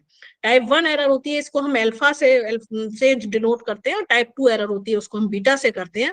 तो जब एरर होती है तो हम एरर को कैसे निकालते हैं कि अगर हमने कोई हाइपोथेसिस ली है हमारी और वो हमारी सही है, ट्रू है, तो अगर हाइपोथेसिस नल हाइपोथेसिस अगर हमारी ट्रू है तो हम उसको रिजेक्ट कर दें तो हमारा ये गलत डिसीजन हो जाएगा, तो हमारा ये टाइप 1 एरर हुआ, है ना। लेकिन अगर हम इसी को एक्सेप्ट कर दें नल हाइपोथेसिस को, तो ये हमारा करेक्ट डिसीजन हो जाएगा। ये तो नल के साथ बात हुई। इधर हम ये अगर करते हैं कि S0 हमारी फॉल्स है और फिर भी हम इसको रिजेक्ट करते हैं तो ये हमारा करेक्ट डिसीजन हुआ। और नल हाइपोथेसिस हमारी फेल है, फिर भी हमारा फॉल्स है, फिर भी हम उसको एक्सेप्ट करते हैं तो ये हमारा टाइप 2 एरर हुई। ये थोड़ा डेप्थ है, अब बहुत जल्दी जल्दी हो रहा है। टाइप 1 और टाइप 2 एरर होती है। अब हम क्या सोचते हैं कि दोनों टाइप की एरर, एक मैं छोटी सी कहानी से समझाती हूँ। सपोज एक व्यक्ति है, उसने किसी का मर्डर किया है ना, और एक व्यक्ति है जिसने किसी का मर्डर नहीं किया है। 2 तरह की सिचुएशन है। अब जज को डिसीजन देना है। जज को डिसीजन क्या देना होगा? सही डिसीजन क्या है, न्याय क्या है कि जिसने गलत काम किया है, जिसने मर्डर किया है, उसको सजा मिलनी चाहिए, और जिसने गलत काम नहीं किया है उसको सजा नहीं मिलनी चाहिए। ठीक है। अब बहुत सारे डेटा इकट्ठे होंगे, उसके लिए बहुत सारे बयान होंगे, ये होंगे वो होंगे, ऐसी सिचुएशन आती है ना। अब जज से भी गलती होने के चांस हो सकते हैं। अब अपन क्या कहेंगे कि भाई जिसने गलत काम किया है, जिसने मर्डर किया है, उसे तो सजा मिलनी ही चाहिए, लेकिन ऐसी गलती नहीं हो जानी चाहिए कि जिसने, जो निर्दोष है, उसने किसी का मर्डर नहीं किया, उसे फांसी की सजा नहीं होनी चाहिए। अपन यही बात तो रखेंगे ना कि जो आदमी बिल्कुल निर्दोष है उसे फांसी की सजा नहीं होनी चाहिए, गलत आदमी को सजा नहीं होनी चाहिए। तो यही टाइप 2 एरर है जिसको हम कम करने की कोशिश करते हैं।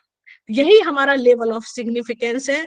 तो हम ये एक ना एक टाइप की गलती होती है, क्योंकि हमारी सारी ये गलती होने के चांस क्यों बता रहे हैं हम, ये सारा हम रिसर्च क्यों कर रहे हैं, हम सैम्पलिंग मेथड पे करते हैं हमारी रिसर्च। सैम्पलिंग के बेसिस पर हम पूरे यूनिवर्स के बारे में एजम्पशन निकालते हैं, हम उसके बारे में एक नोटेशन सेट करते हैं। तो हम क्या सोचते हैं कि हमसे ऐसी गलतियां, देखो सैंपल से अपन स्टडी करेंगे तो कभी ये नहीं कह सकते कि हम 100% पॉपुलेशन के बारे में करेक्ट एस्टिमेट दे पाएंगे। 1-2% में तो हम गलत हो ही जाएंगे ना। तो हम लेकिन कोशिश क्या करते हैं कि हमसे गलती होने के चांसेस कम से कम हो।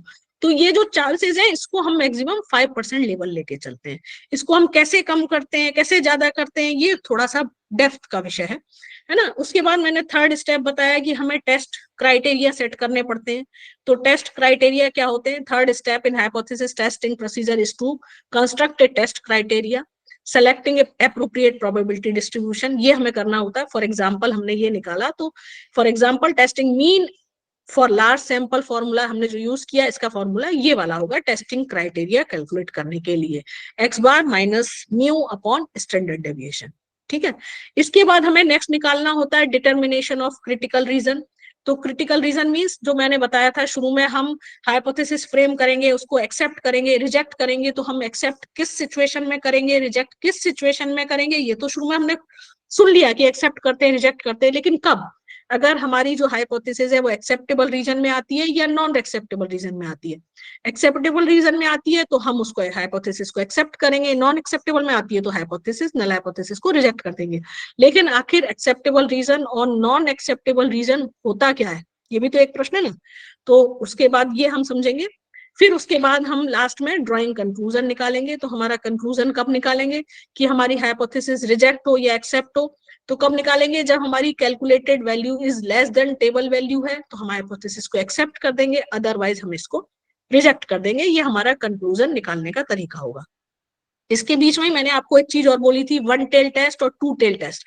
टेस्ट भी दो तरह के होते हैं, वन टेल टेस्ट और two tail test. Two tail test क्या होता है वो मैं बताती हूँ। वन टेल टेस्ट क्या होता है, क्योंकि यहाँ हम दो टेल की बात कर रहे हैं, ये कोई पूछ नहीं है, आप लोग सोचेंगे मैडम क्या बोल रही है।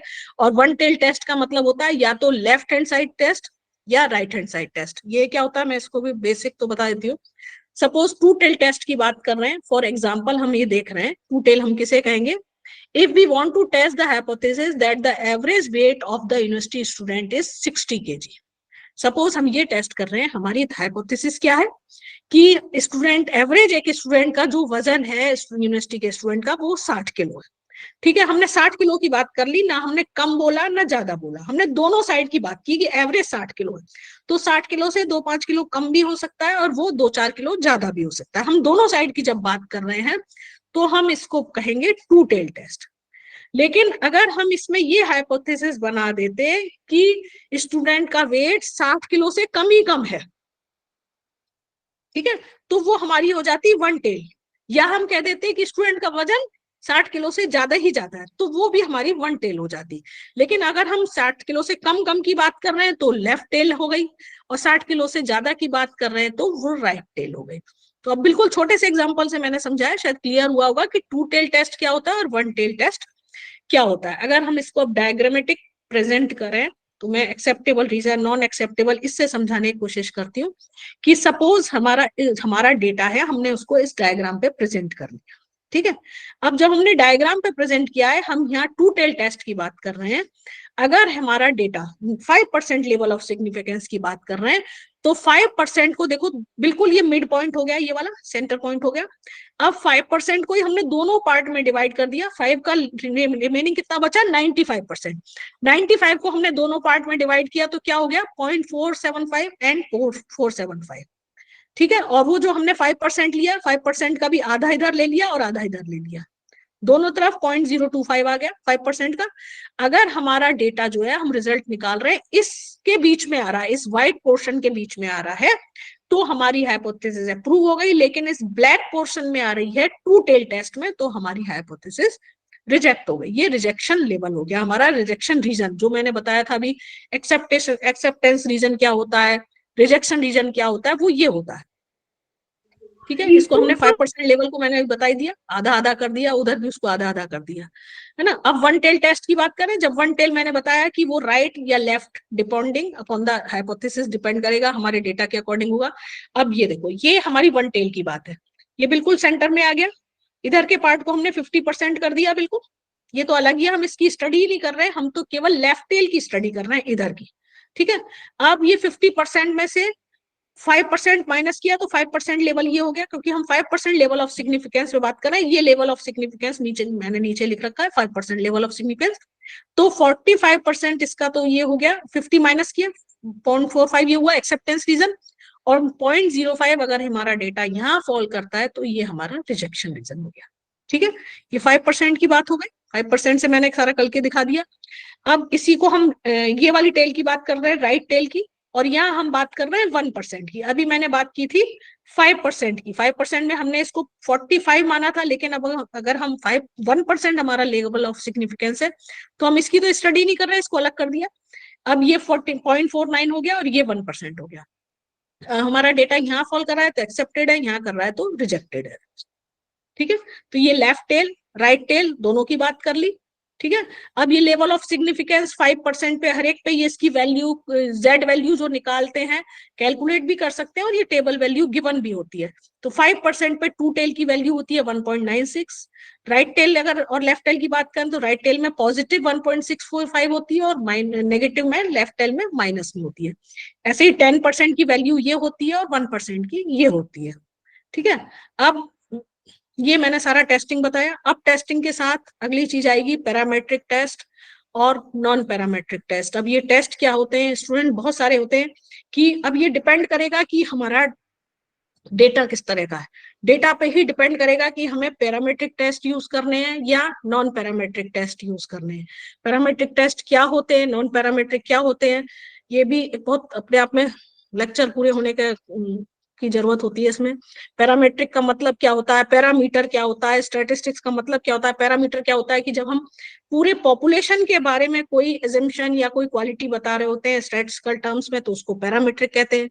लेकिन जब हम सैंपल के बारे में बता रहे होते हैं तो हम उसको स्टैटिस्टिक्स कहते हैं।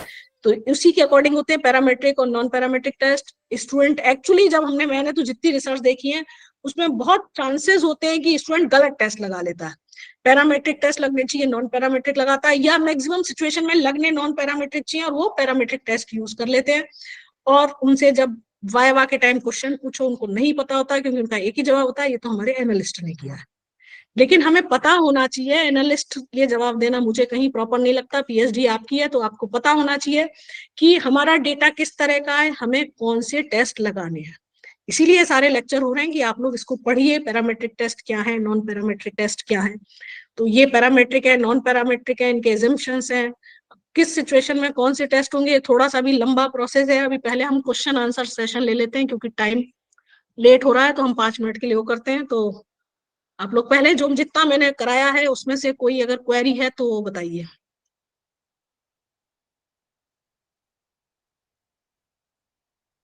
किसी की कोई क्वेरी है?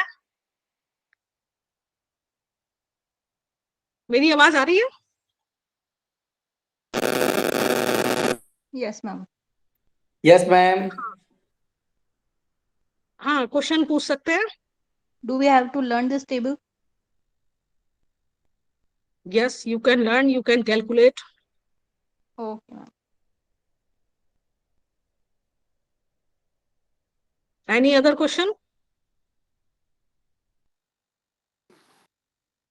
मैडम मेरा आंसर दिया ही नहीं आपने। हाँ, क्या क्वेश्चन है, पूछो। हाइपोथेसिस कैसे लिखते हैं, बनती कैसे हाइपोथेसिस, शुरू से और क्या बता रही हूँ मैं? हाइपोथेसिस ही तो बता रही हूँ। कैसे बनती है मैडम, मेरे समझ में नहीं आई वो। क्या चीज नहीं आई समझ में, बताओ। मैंने इतने टाइप की हाइपोथेसिस बताई। हाइपोथेसिस कैसे बनती है, और मेरा टॉपिक है रूरल टूरिज्म का। क्या चीज है? Rural tourism. जो भी है तुम्हारा टॉपिक। देखो, सबसे पहले ग्रामीण क्षेत्र में पर्यटन कैसे बढ़े। पर्यटन कैसे बढ़े, तो आगे उसके लिए हाइपोथेसिस बनाओगे ना। कौन सा टूरिज्म? कोई सा भी ग्रामीण क्षेत्र में टूरिज्म को कैसे बढ़ावा मिले। तो उसके लिए कुछ एजम्पशन मान के चलोगे ना। क्या मानूं मैडम? क्या मानूं? तो तुम हाँ। क्या सोचते हो? देखो, सबसे पहले तो इस टॉपिक से रिलेटेड तुम रिव्यू पढ़ो। जितने रिव्यू ऑफ लिटरेचर है तुम्हारी सुपरवाइजर सब चीज देंगी, बताएंगी। लेकिन उसके बाद भी हाइपोथेसिस नहीं बन रही हैं तो मैं डिपार्टमेंट में ही हूँ, बिल्कुल आ सकते हो। ठीक है, थैंक यू मैडम, मैं आपसे मिलूंगा आके। Ma'am, I have a सारे question. स्टूडेंट को कभी भी Hello. कोई डाउट है बिल्कुल क्लियर हो सकते हैं, लेकिन फर्स्ट आपने सुपरवाइजर से पूछिए, क्योंकि मैं अपने आइडिया मैडम दूंगी मेरा तो सुपरवाइजर को भी। मैडम मेरा क्या? सुपरवाइजर मेरा फोन ही नहीं उठा रहा। ऐसा नहीं हो सकता, फोन क्यों उठाए? डिपार्टमेंट में आके मिलो। डिपार्टमेंट में वो पता नहीं 1 महीने की छुट्टी पे गए हुए मैडम वो तो। कोई बात नहीं, तो छुट्टी के बाद मिलेंगे। मैडम वो पेपर भी लिखना था, कोई बात करनी थी, अब वो फोन भी नहीं उठाते, अब कैसे करें फिर, अब बताओ आप। अब ये तो इसका जवाब तो सुपरवाइजर ही देंगी, मैं कैसे दे सकती हूँ। ठीक है madam, Ma'am, I have a thank you question. Madam. Ma'am. हाँ, और किसी को कोई क्वेरी है? Hello, ma'am. I have a question. Yeah. Yes. Is a qualitative research hypothesis is mandatory? Is a qualitative research? Yes. In qualitative research, hypothesis is mandatory. No, not mandatory, but you have to at least prepare research question or hypothesis. Oh, now the prepare question is mandatory, but not hypothesis. देखिए, मेरा opinion ये है कि आप hypothesis बनाएंगे तो आपकी research एक बेटर प्रेजेंटेशन होता है, क्योंकि आप उसको टेस्ट भी कराएंगे। मैंडेटरी नहीं है, एटलीस्ट आपको रिसर्च क्वेश्चन या हाइपोथेसिस कुछ तो बनाना होगा। आप रिसर्च क्या कर रहे हैं फिर? अगर हाइपोथेसिस या रिसर्च क्वेश्चन कुछ नहीं बनाई, इट मींस आपकी रिसर्च ही नहीं हो रही है। Yeah, thank you, कुछ ma'am. ना Thank कुछ you. तो बनाना जरूरी है, लेकिन hypothesis banana is better. Better. Yeah, thank you, ma'am. और कोई क्वेश्चन? मैम पैरामीट्रिक और नॉन पैरामीट्रिक का एक एग्जांपल बता दीजिए।